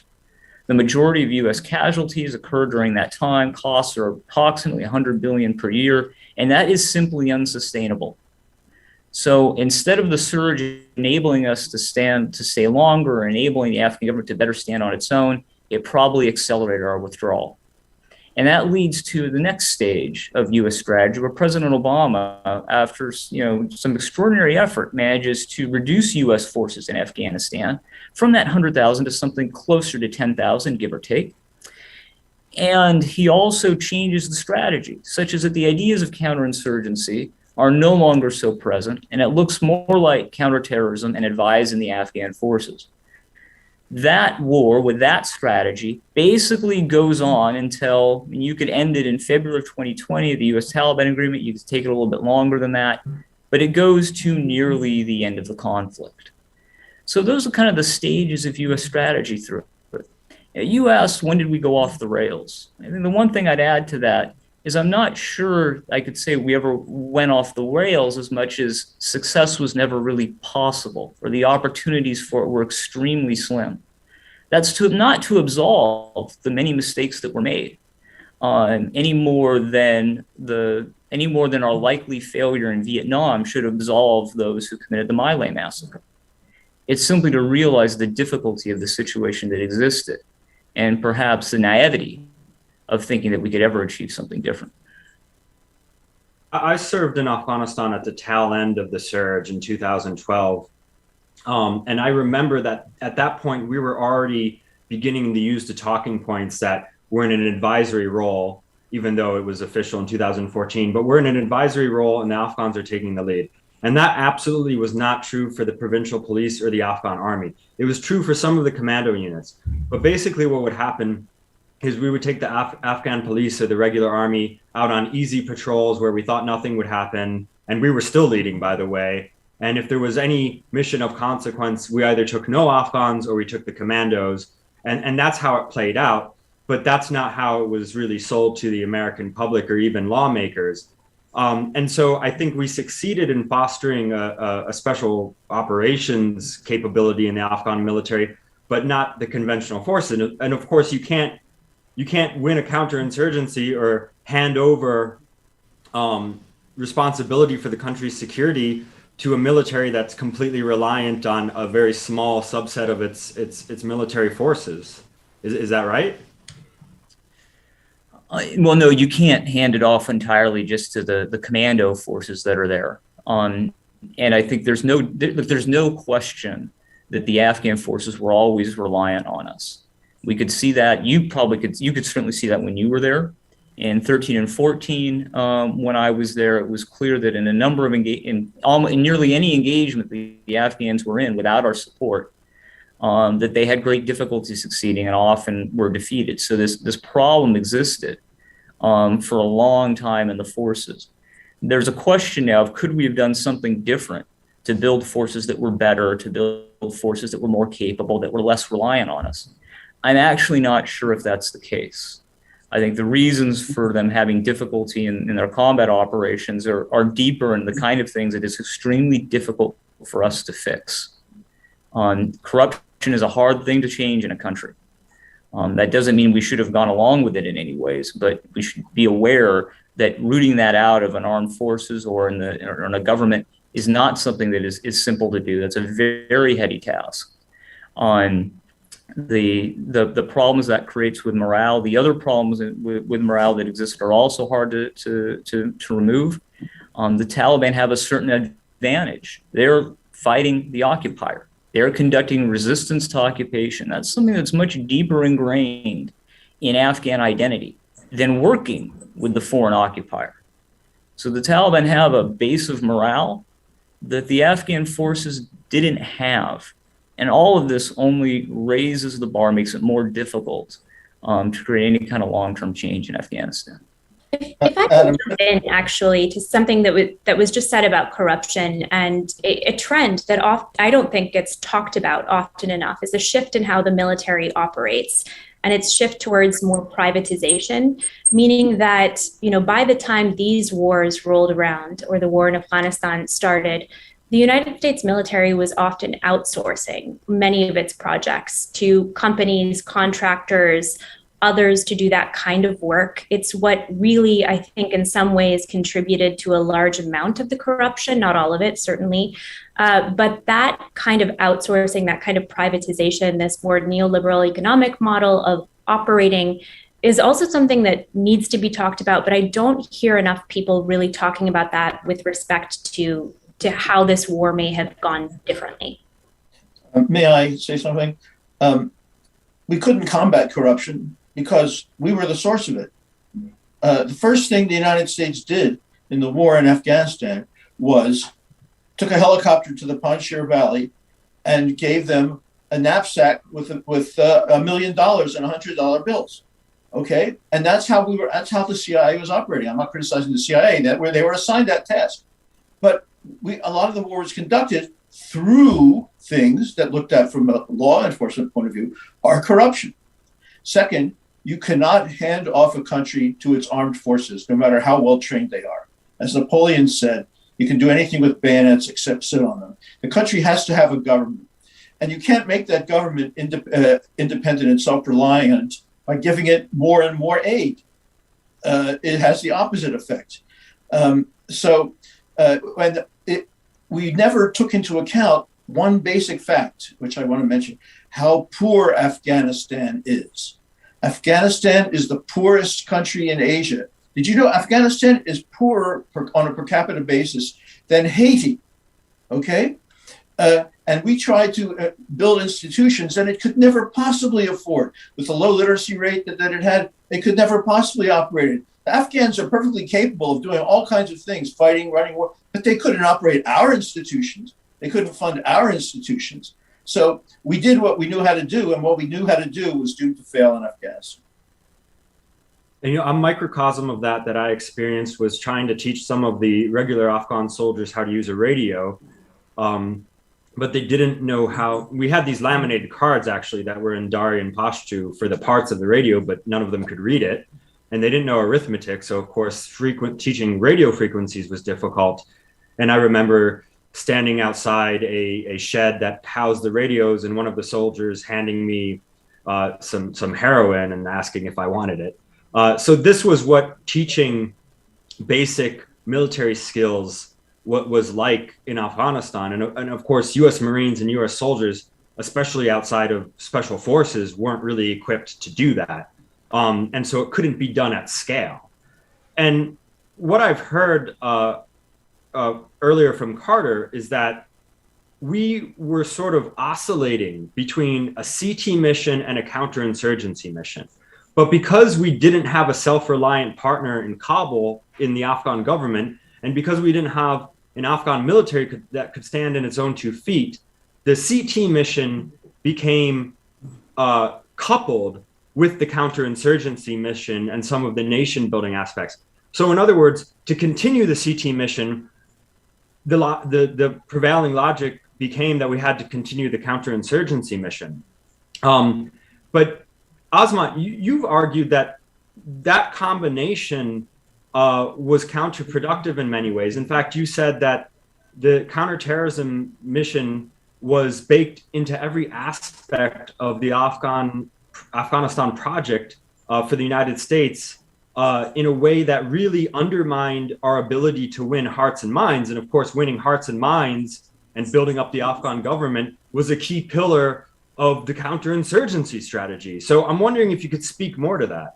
Yeah, and these aren't even arguments. My job is as a reporter. It was based on, ground reporting and speaking to those on the inside of a lot of these projects. And, there was one USAID official who told me, look, Azmat, we needed good numbers. We needed a win.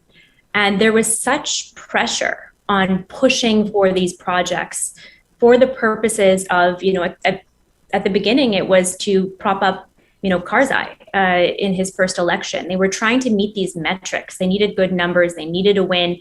They needed to have X many schools and clinics completed before he was put forth, in this election, so they can show the Afghan people, look at what we've accomplished. And so to do that, they cut a lot of corners. They worked with a lot of people. And this replicated itself over and over and over, where there was baked into every kind of effort, even the ones that might be the most noble, things like schools, health clinics. Maternal mortality was an incredible problem, but at every single factor here, there was this counterterrorism mission baked into it. They needed great numbers. They needed to tout these successes.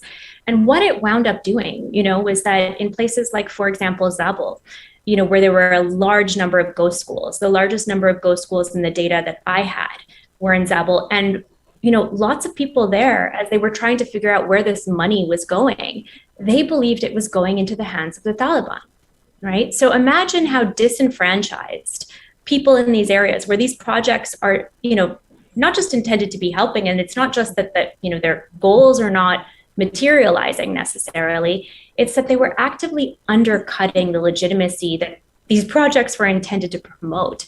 So the idea that kind of marriage of political and military goals and this kind of humanitarian assistance and these efforts, these noble efforts in many of these places, it really went awry. It often had the opposite effect. It often, there's just to break down one example, when we think about this, let me just share one example of the cost of something as small as a $100,000 contract. I went to this school in Deba, Kandahar. I turned up, it was incomplete, falling apart. It had never opened. It had never seen a single student. When I figured out what happened, it turned out that, the contract had gone to the brother of the district governor in Dund, and he'd pilfered it. And the kids at this school who were supposed to be attending this school, I found them across the street at a mosque, spilled out, 50 or so of them spilled out onto the grass, rocking back and forth, reading the Quran. The girls only got a religious education. The boys had, a UNICEF teacher that came once a week to teach them, regular curriculum. And there was a teacher walking around with a stick who told me, I just do this to encourage them, and a little child piped up, if there is no beating, there is no learning. Right? This was one $100,000 contract that was pilfered. Now just imagine the billions that have been stolen or pilfered and across the country, as the United States injected massive amounts of money, allied itself with warlords, had to look the other way. The United States knew that district governor funneled projects through his brother. I acquired a US intelligence assessment that showed that they knew, but they really couldn't do anything about it because he was their man on the ground. Now that happened over and over and over. And how can you expect many of these things intended to win hearts and minds to do that when they're actively also allied with individuals who have been breaking the hearts and minds of Afghans for generations? Adam, can I add something? I would like to draw a link to some of the discussion on the previous panel. And in particular to the link to the argument, which I very much agree with, that conceiving foreign policy and national security policy primarily as zero-sum conflict and not in order to attain and achieve and retain dominance, rather than as a quest for cooperation in order to solve global problems, is one of the factors that has undermined our efforts in Afghanistan. Because the way that the United States went into Afghanistan originally was it was so desperate, it was so angry after 9/11 that we cooperated with Iran and Russia. And that is how we managed to do what we originally did. And then we immediately, shook that off, and President Bush gave the axis of evil speech. Afghanistan is landlocked. Today, people, as you pointed out, in President Biden's speech, he talked about we have to pivot from Afghanistan to competing with China. Well, Afghanistan cannot recover and become self-reliant without cooperation with China. Just as Anne-Marie Slaughter mentioned, the Asian Infrastructure Investment Bank, that's a bank that could invest in Afghanistan that we're boycotting because of the role of China. And in fact, if we now shift our policy to great power competition in Afghanistan, we will destroy Afghanistan once again. under a different slogan. And so Afghanistan is a problem, smaller in scale perhaps, but it's like climate change. It's like pandemics. We cannot solve it without actively cooperating with countries that we have identified as our enemies and our competitors. Do you think it's safe to say that one of the flaws of the counterinsurgency strategy was that it placed Afghanistan in a vacuum in which we were trying to outright defeat the Taliban? Carter has said we were trying to manage the Taliban. I think it depends who you asked what the strategy was, but we were trying to either manage or defeat the Taliban, all the while we prioritized a CT mission where the goal was to completely defeat Al-Qaeda, but we didn't have a coherent regional strategy, which made us disproportionately reliant on Pakistan. We didn't have the cooperation of Iran, which could have been a natural partner. Does that account for some of the flaws in our counterinsurgency strategy on the ground? Well, first, let me just tell you an anecdote about defeating versus managing the Taliban. During the policy review in 2009, there was a discussion where General McChrystal presented a paper which it said, this is what we need in order to defeat the Taliban. And Richard Holbrooke, who was the special representative for Afghanistan and Pakistan, for whom I was working at the time, said, whoa, defeat the Taliban. I thought we had decided we weren't going to do that. We're going to just break their momentum. And so McChrystal said, okay, I'll change that. So he changed it to break the momentum of the Taliban. And so Holbrooke said, okay, so if your goal is to break the momentum of the Taliban and not to defeat them, does that change in any way the resources that you need? And he said, absolutely not. So, they changed the words, but they didn't really change what they were doing. Now, as for the regional strategy, basically Pakistan was supporting the Taliban, and our logistics into Afghanistan were dependent on on Pakistan, and our covert war against Al Qaeda in the region also depended on cooperation with the anti-terrorist part of ISI, the Pakistan Intelligence Agency, while the pro-terrorist part of the ISI was helping to support the Taliban. And there was nothing we could really do about it because of our antagonism to Iran. We had a route through Russia and Central Asia at one time for about a year when Pakistan cut off the ground links. But since then, we have put the railroads that we used for that supply route under sanctions because of Russia's policy in Ukraine. I'm not saying we shouldn't have done that, but the fact is all the approaches to Afghanistan by land and air are controlled by Pakistan, Iran, and Russia. The major economy in the region is China, which could provide the dynamism for the revival of its economy. If you don't cooperate with those countries, you cannot do anything in Afghanistan. I'd like to take us back for a moment to the ground level of this counterinsurgency and the CT campaign for that matter, because there was a common denominator between both the CT campaign and the counterinsurgency, and that was airstrikes and the air war. And Azmat and Carter, you have both written and talked about how the US CT and counterinsurgency strategy in Afghanistan became increasingly reliant on airstrikes. And a lot of proponents of a so-called sustainable presence in Afghanistan and the idea that we could just stay there militarily indefinitely have talked about the low cost of staying. But Azmat, you frequently talked about how in 2019, there were more bombs dropped in Afghanistan than any of the years prior. Right. We also see that casualties of both the ANDSF and civilians were rising. So I'm wondering if Azmat, you can speak to both the effect that had on the people of Afghanistan and why the Pentagon and the White House still saw it as a attractive strategy despite its clear human cost. When people say those are low cost, you have to ask low cost for whom?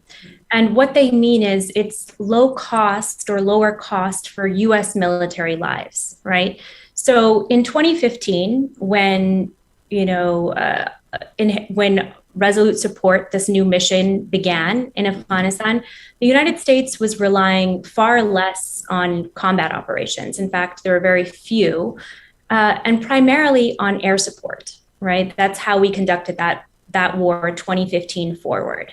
And in that time, before the Kabul airport attack, there were 64 hostile deaths of US service members in the last 6 years. At the same time, there were, large numbers of suicide among soldiers was almost equal to that. These are much smaller numbers of US service member deaths than had been the case when the US was involved in combat operations. And so when they say low cost, they're talking about American service member lives. They're not talking about foreign civilians, right, to whom we have shifted those costs onto. And they're not talking about partner forces' lives. The Afghan security forces have lost tens of thousands. We don't know the true number, but they were losing their lives in incredible numbers, even with US air support, right? The United States has been providing them air support. It was unprecedented in levels in 2019. And at the same time, in 2019, you saw the American public and American news media less invested in coverage of this war than ever before. There are notable exceptions in terms of, some news organizations that maintained strong commitments throughout the war.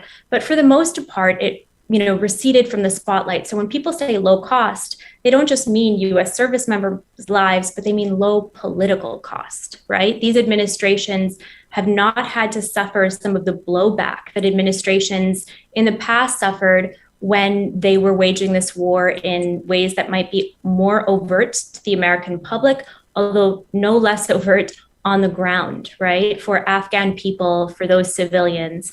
And I will say that it's not always the case that civilian casualty incidents alone turn people against populations. I would say that, my own civilian casualty reporting in Iraq has showed a different story. But in Afghanistan, what I've seen is that these have taken place in such large numbers, and I would actually argue that they've been incredibly undercounted. So when we cite these official statistics about civilian casualties that were the result of the Taliban versus the result of the US and its allied forces, I think there's an extensive body of reporting shaping up now to show that those numbers were inaccurate for years, in large part because people were not going into these battlefield areas. When you go there, you'll see that everyone has stories. I've met children who've never known, they grew up after this invasion, but they've never known peace in their entire lives. Young boys and girls who never had access to a proper education, didn't get proper health treatment throughout their lives. They never saw these gains. And at the same time, they suffered family losses that haunted them for years. That really explains the Taliban's rise. People have been so surprised by how swiftly the country fell. I was surprised by how quickly Kabul fell. But in many parts of the rest of the country, I was not surprised to see that when you take away that air support, which was, what allowed the Afghan government to maintain its tenuous hold in the country, and at the same time, you have the effects of that air support, which is really to turn people against that government or to support other sides, you are going to see the Taliban rise pretty quickly. You're going to see Afghan national security forces who no longer have that air support. It means certain death for them. It's really readily explainable by this US approach to war. Carter, Asma just outlined the human cost of the air war. Do you think the air war, the kind of air-driven campaign we've seen over the last couple of years, was sustainable for the United States as a model? And also, you were one of the folks who said, look, without air support, Kabul is likely to fall. I think we were all surprised at the rapidity of that, but you did say that it was likely. And so what does that tell us about the counterinsurgency strategy and the partner force? And as Barnett Rubin eloquently said, the government that we were trying to hand over the country to. So I guess it's a two-part country. A two-part question, sorry. Was the air war sustainable? And what does the rapid collapse of the Afghan government after we removed air support tell us about counterinsurgency? I think the most important thing to remember, for Afghanistan is that the likelihood that the government was going to stand on its own was pretty low. And if we wanted them to stay, if we wanted them to stand and we wanted that democratic government to continue, we were going to have to stay. And we're going to have to be there for a long time. airstrikes were, as Asmat has talked about, were a part of that. So if we were going to keep on doing this, we're going to have to stay for a long time. We were going to have to continue paying costs. Were they sustainable costs? It depends what angle you're looking at, and that depends on where you want something between $20 to $40 billion a year spent. People have argued it was sustainable, and so it's probably worth looking at. But the more important thing here to understand is that if you wanted Afghanistan to stand up on its own, that meant staying there and not leaving, paying those costs year after year with the damages to civilians, with the Afghan forces not improving, with the Taliban continuing to fight, and with continued risk of US casualties associated with that. Or you can take some pause from that. And you can think, is that worth it? And is it better to get out? So that's the kind of question people should have about military strategy in general when it comes to intervention. Understanding that going into a country is going to mean that you're going to have to be there for a long time and pay the associated costs. That should compel people, strategists, policymakers, not to want to have a strategy that's extremely expensive like the surge and want to have something that's cheaper. But it should also compel them to think about, should we even be there in the first place, or should we just stay out? There really isn't much good we can do over the long term unless we're willing to stay for a long period of time, and that's expensive. So I suspect that's not a very satisfying answer, but from the strategic level, that's kind of how I see that. And we're not talking about just a few years here. We're talking about decades. Am I right in thinking that? So people don't like the term, don't like the phrase that this is like term life insurance.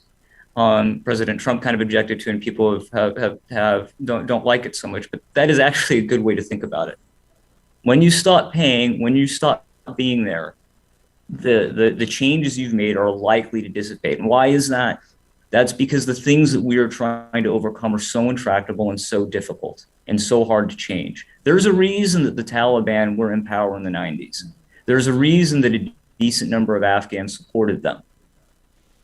Those reasons return once we leave. So when I look out as trying to be reasonable about things, I'm not willing to say, oh, it's 10 years or 20 years. It's if you want to keep terrorism down, if you want to achieve your objectives, you're going to have to be there. You're going to have to be there year after year after year, and you should expect that when you depart, that those things are going to change. Maybe the international context will be so different in 20 to 30 years that won't matter. But I'm also not willing to project out 20 or 30 years and say, well, stay 20 or 30 years, then everything will be okay. I don't have any grounds for that. I'd add one thing, that our stay in Afghanistan depends on the neighbors of Afghanistan because it is landlocked. So, the first diplomatic thing we did after 9/11 was to put the squeeze on Pakistan to let us use their bases and their airspace. Pakistan is not as dependent on the United States as it was in 2001 because of the rise of China. And I don't think we're going to be getting the use of the airspace of Iran or Russia and the countries of Central Asia that depend on Russia for their security anytime soon. And of course, just as different regional actors had a say, so did different demographics of Afghans. And we often hear this idea of listen to Afghans, and I think that is important, but it also depends which Afghans you listen to. And Afghans, of course, are not a monolith, and depending on which Afghans you talk to, you'll hear different things, aside from a general desire for there to be an end to war and bloodshed. We only have about 4 minutes left, and so I want to ask a big question that, unfortunately, I'm going to have to ask all of you to answer in brief, big picture terms. We've heard throughout this discussion on counterinsurgency, which became linked to regional politics and also to the CT mission, various missteps, the empowerment of warlords, the fact we engaged in nation building activities and aid projects that weren't effective, airstrikes that killed civilians, lack of a coherent or clear end state that we wanted to achieve, alienating potential partners like Iran, relying on the ISI even though it was behaving in a two-faced manner. All of these things that we had to do to sustain this flawed counterinsurgency strategy, in my view. given that, was there any way that the US counterinsurgency strategy in Afghanistan could have succeeded at the goals we wanted or that were outlined by the generals? Was there any way it could have succeeded? And is it worth pursuing in the future in other conflicts in other countries? Or does it come at too high of a cost, as Carter outlined in his metaphor about term life insurance? Is the cost simply too high to make it worth pursuing? So I'll start with Asma. If you can keep your answers to 1 minute, that would be great. It's difficult for me to say, how something could have gone differently as an investigative reporter, as a journalist. But what I can say is that there were fundamental flaws, from the very start of this war throughout it, and it continued today. And personally, what I think, in recent years has been an incredible problem within even just the journalism industry is the way in which, when this air war started to, when the United States shifted towards primarily conducting its operations via aerial support, that news organizations and journalists covered it less, meaning that some of that essential context that's necessary for having an informed debate about this withdrawal, the American public doesn't have it, right? Instead, they're waking up to this war in Afghanistan through scenes at the Kabul airport, really horrific, terrible scenes, not the context of the last several years. And hey, who's the contact for this Quincy thing? Not the context of the last several years. Sorry, He is? Okay. All right, I'm just having a little trouble here. I'll call her. Not the context of the last several years, in which, if you just even rewind back to the coverage or the way that the media covered this war in 2014, it was one that largely reflected a lot of failures here. So the American public, that was in their consciousness at the time. Hey, so I logged on here and I can't tell what's going on. I can't hear anybody. I'm sorry for the technical problems, everyone. I think we're going to have to give you the last word, Asmat, and I think Carter answered the question quite eloquently in his last answer, and I think it's pretty clear where Barnett stands. Next, as you may have heard, we're going to be joined by Senator Murphy, who's going to speak with QI's president, Andrew Bacevich. So I want to thank the panelists who have joined. Sorry for the technical difficulties. I think it's just part of doing a Zoom conference, but I learned so much from all of you. And to those who are listening, I hope you please stay tuned to listen to Andrew Bacevich's discussion with Senator Murphy. Thanks, Adam. Andy Bacevich here, and ready to go as soon as we have Senator Murphy teed up. Well, thanks for joining us, Andrew. And you've long been a critic of the U.S. strategy in Afghanistan before it was popular to be a critic. Senator Murphy, can you hear me?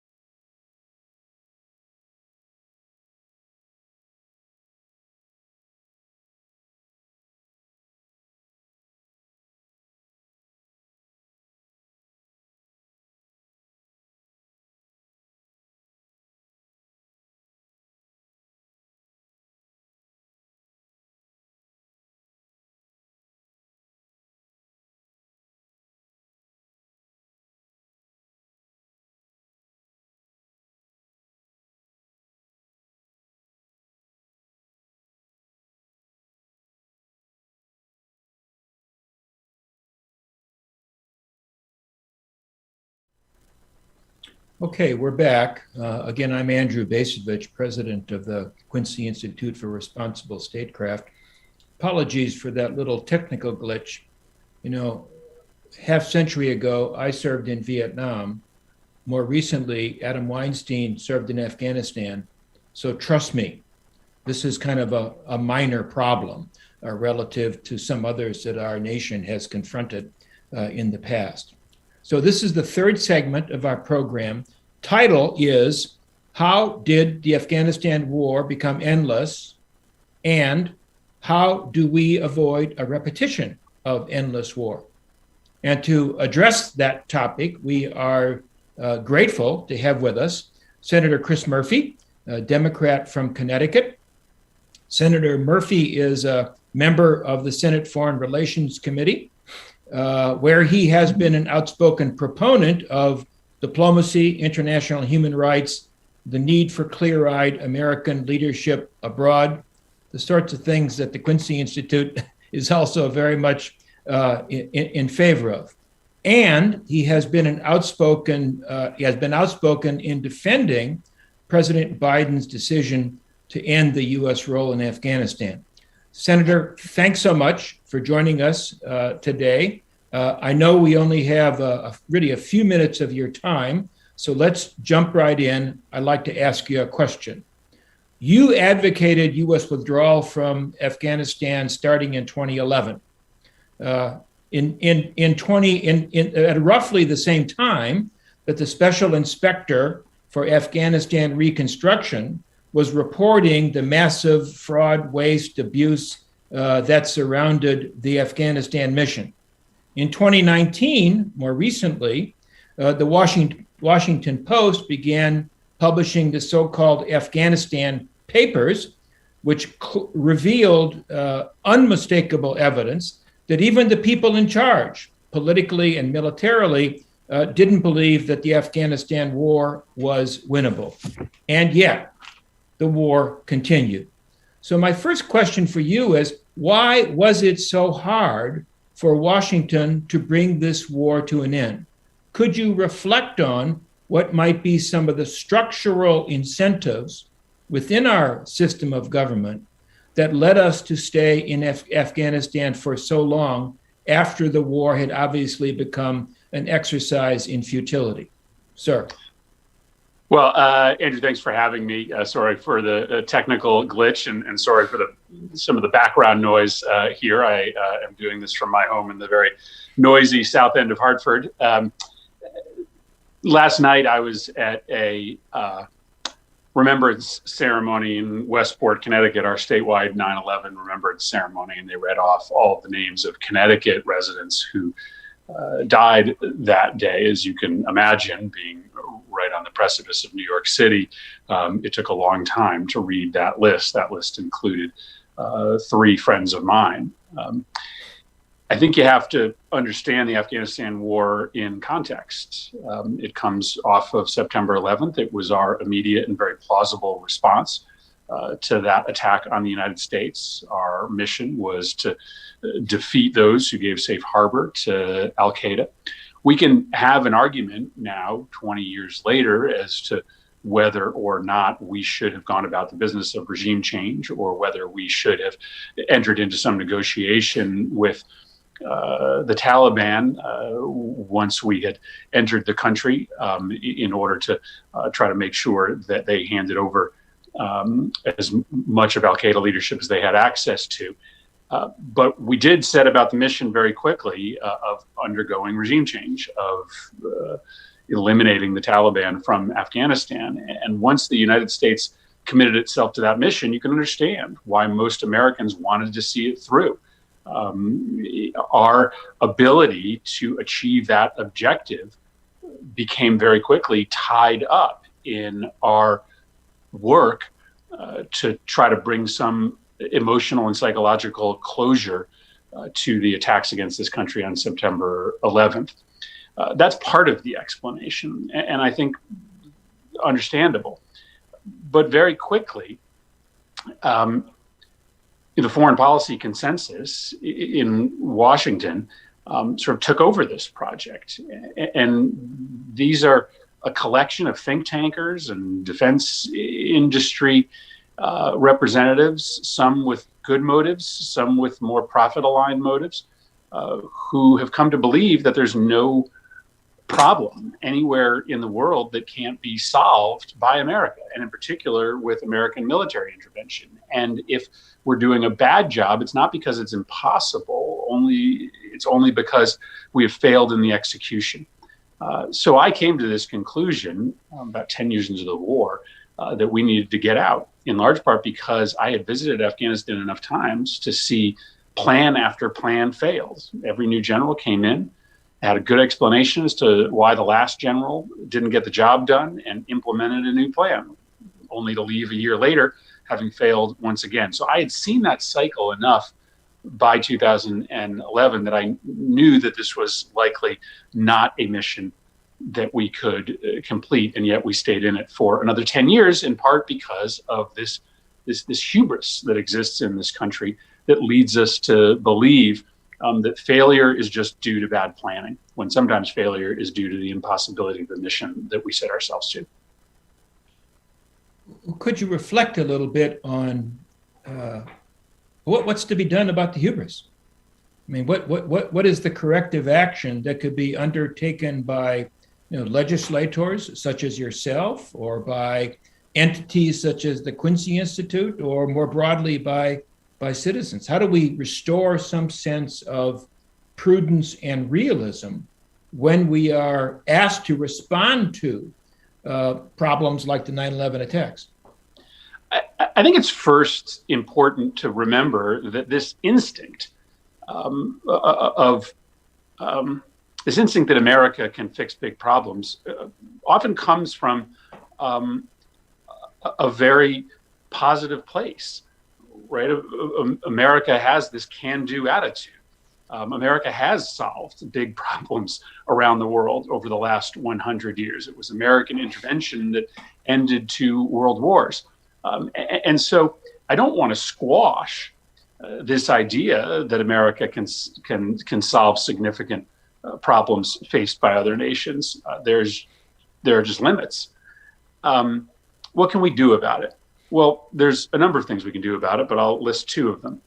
First is we have to admit the way in which we structure our deployments and our tours of duty in the State Department and the Department of Defense does not allow us to acquire the degree of expertise necessary to understand whether things are possible in places that we don't understand. When we sort of cycle diplomats through places like Afghanistan after 2 or 3 years, it's understandable that we wouldn't know enough about a place like that to be able to come to a conclusion as to what is possible and what isn't. Similarly, when military leadership runs through war zones 1 year at a time, they don't have the ability to stand back and have some perspective on what they can and can't achieve. They are under orders in the 12 to 15 months that they are on the ground to achieve results.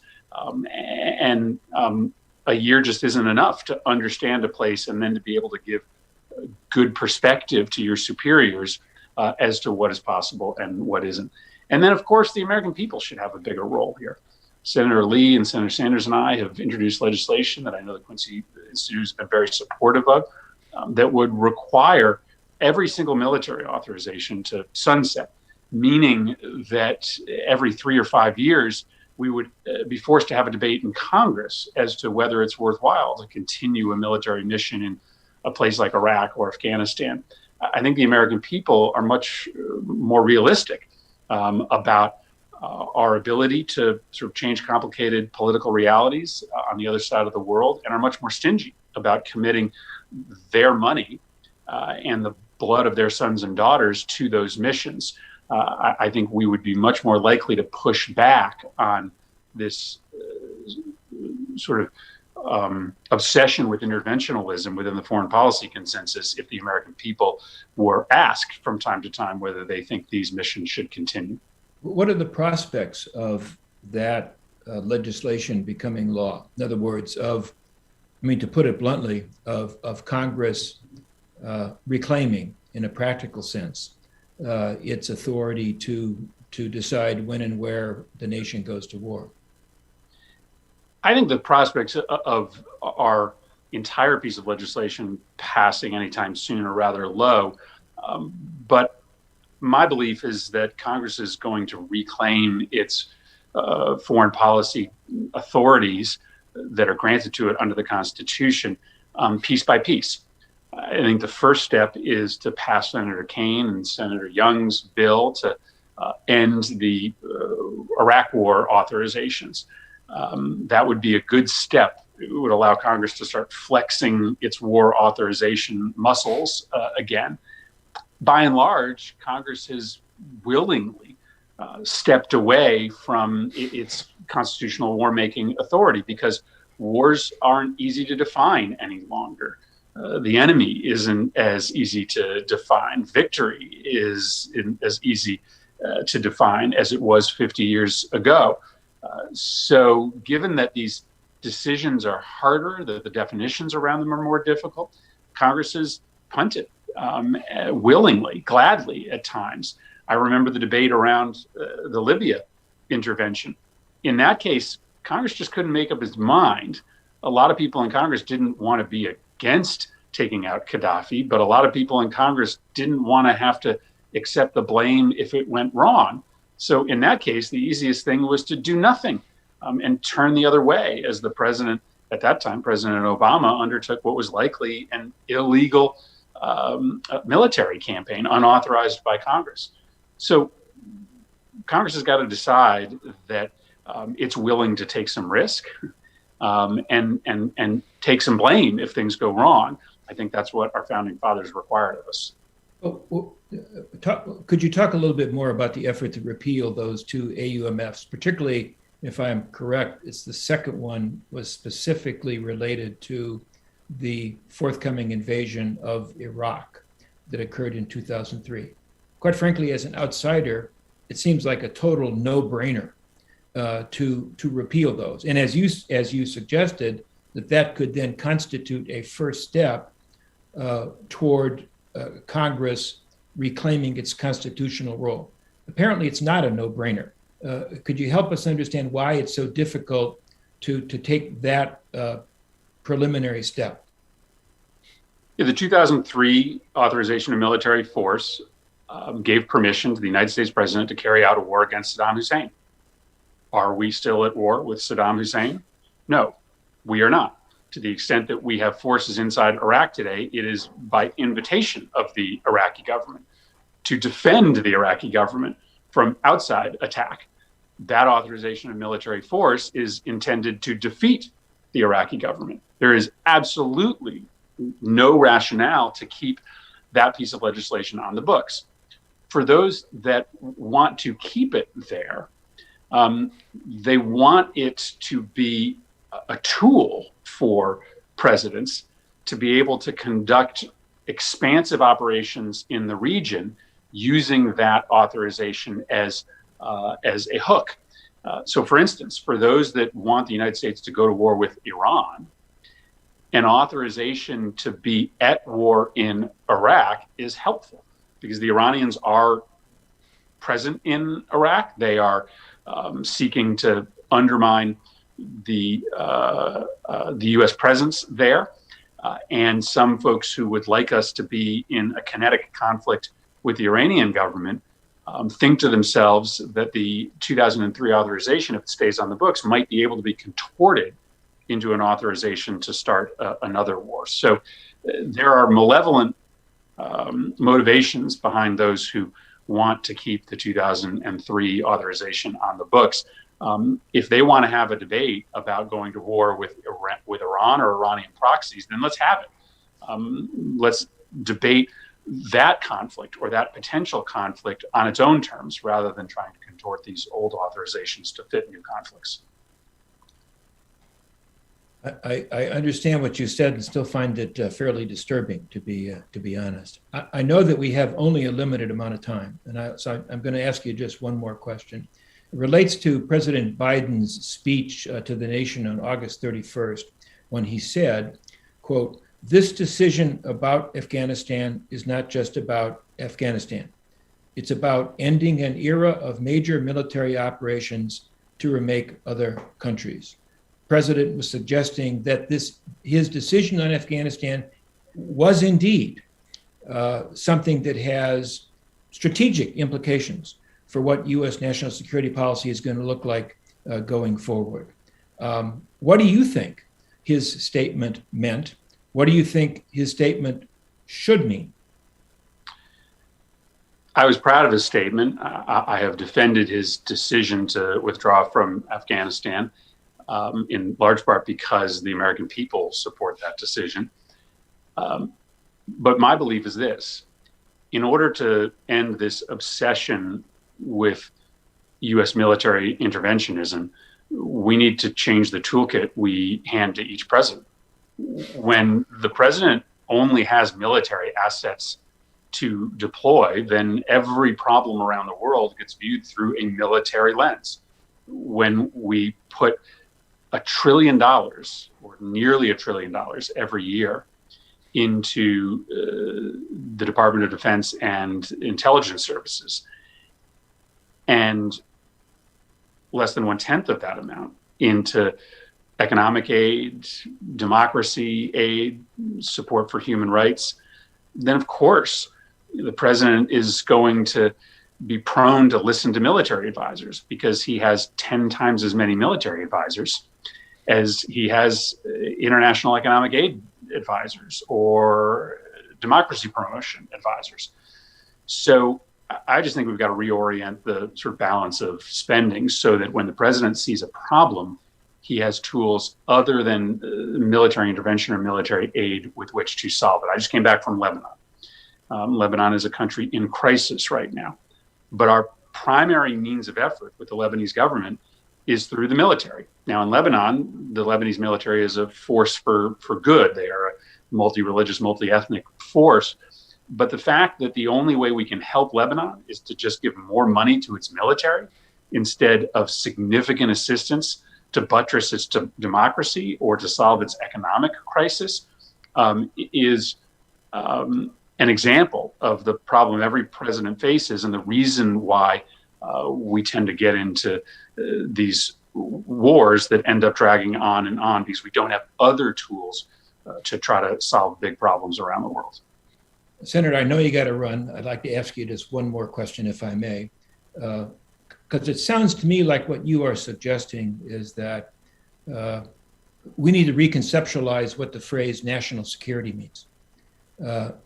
Broaden its meaning, broaden it to include threats that, quite frankly, are more immediate and more that affect the way Americans live where they live, meaning pandemics and the climate crisis and porous borders.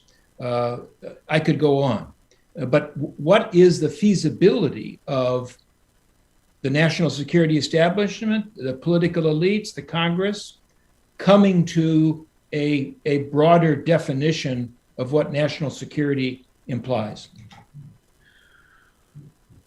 Well, it's absolutely required. I mean, you just listed the non-military threats that are presented to the United States today. The true threats to this nation, by and large, are not conventional military threats. And I think we have a good first step. President Biden has proposed a 10% one-year increase to the non-military aspects of his foreign policy toolkit, in particular the Department of State. Senator Van Hollen and I introduced a plan that would double that, would give the president a 20% increase to those non-military assets at his disposal. But the first fight is coming up. I'll just preview it for the folks that are listening to this. Over the last several years, we have been operating under a budget framework in which the Department of Defense gets X dollars, and then every other part of the federal government gets the same amount. Included in that second category is the Department of State, for instance. So the Department of State ends up competing against healthcare funding, education funding, transportation funding. I would argue that we should just eliminate that framework But if we have to live under some version of it, then we should at least make this the case that state and USAID should be in the defense bucket, not competing with all of these other domestic priorities. Because then we could have a real conversation about how to allocate money between the Department of Defense and non-military tools. Right now, we are treating the Department of Defense budget as sacred, right? And everybody else is then forced to fight, Peter versus Paul. So hopefully we can get some allies that will, help us unwind that budget agreement that has existed over the past 5 or 6 years. That's probably the first step. Senator, again, on behalf of my colleagues at the Quincy Institute, I thank you so much for taking some time to join us today. I found your remarks very illuminating, and I hope that in the future we can continue this conversation. I am going to pass the baton, as it were, back to my colleague, Trita Parsi, who was going to wrap things up. Trita? Thank you so much, Andrew, and thank you so much, Senator Murphy, not only for your comments here today, but for the extraordinary leadership you showed during Biden's withdrawal from Afghanistan. You were one of the best and the loudest voices for a more restrained foreign policy during this episode, and we very much look forward to seeing and working with you on these issues going forward as well. I want to thank all of you and all of the panelists for sticking with us today to talk about these very important issues. But before I let you go, I want to ask you of 3 things.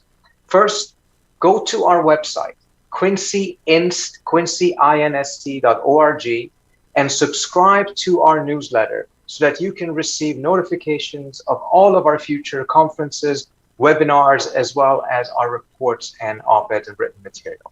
Secondly, I want to let you know about our 2 upcoming webinars. On September 21st, we will be joined by Eugene Goals and Kirsten Fontenrose to discuss the topic on whether the United States need any permanent military bases in the Middle East at all. Eugene Goals wrote an excellent paper for the Quincy Institute, making the case as to why we do not need those. And I believe Kirsten is on the opposite side of that issue. And I think it will be a very fascinating and interesting discussion and debate. Later in September, we will also have a conversation with Stephen Wertheim, Nita Crawford, and Spencer Ackerman on Spencer Ackerman's new book, Reign of Terror. Finally, before we close the conference here today, I want to ask you to take just 2 minutes of your time and watch a video by our very talented videographer, Kodi Ahavi, on 9/11, as well as a reflection of where the roots of our militarism is coming from. And it goes deeper than just 9/11. I want to end with that video. Thank you so much for joining us. 20 years after the tragedy of 9/11, Americans have yet to fully reckon with how our government reacted to the terrorist attacks. How did 9/11 lead to a militaristic call to impose transformative change in the Middle East and beyond? How did it propel us into forever war?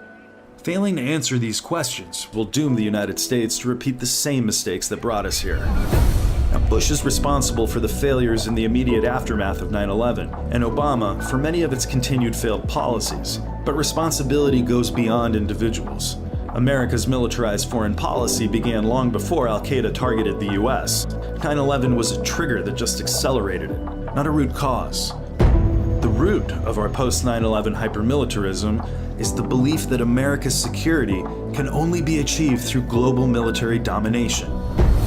Winning the Cold War crystallized this approach, and in the 90s, primacy became a signature of the country's statecraft, and places like Panama, Kuwait, Somalia, Haiti, Bosnia, just to name a few. Even without an attack like 9/11, endless wars would have come to characterize America's national security. Neoconservatives just used 9/11 as a justification to expand the use of preemptive military force, a policy that sadly at the time enjoyed bipartisan support. To end tyranny, the US chased shadowy terrorists and divided the world between democracies and autocracies. The latter were existential threats to be eliminated. Claiming it stood for a rules-based international order, the US tried to remake the world in America's image of liberal democracy, at the barrel of a gun. But this project has failed. Ending the war in Afghanistan after 20 years is a critical step to reversing this failure, and it should render a definitive judgment on our costly pattern of reckless behavior. But as long as the US bases its foreign policy on primacy, the country will continue to pursue domination for the sake of domination, and regardless of its impact on American security, will always be on the edge of war. So as we commemorate the tragedy of 9/11, we need to go beyond the question of individual blame and reckon with the system and an ideology that sustains forever wars. Otherwise, it won't take another terrorist attack to trigger more unwise and destructive actions that weaken us as a nation.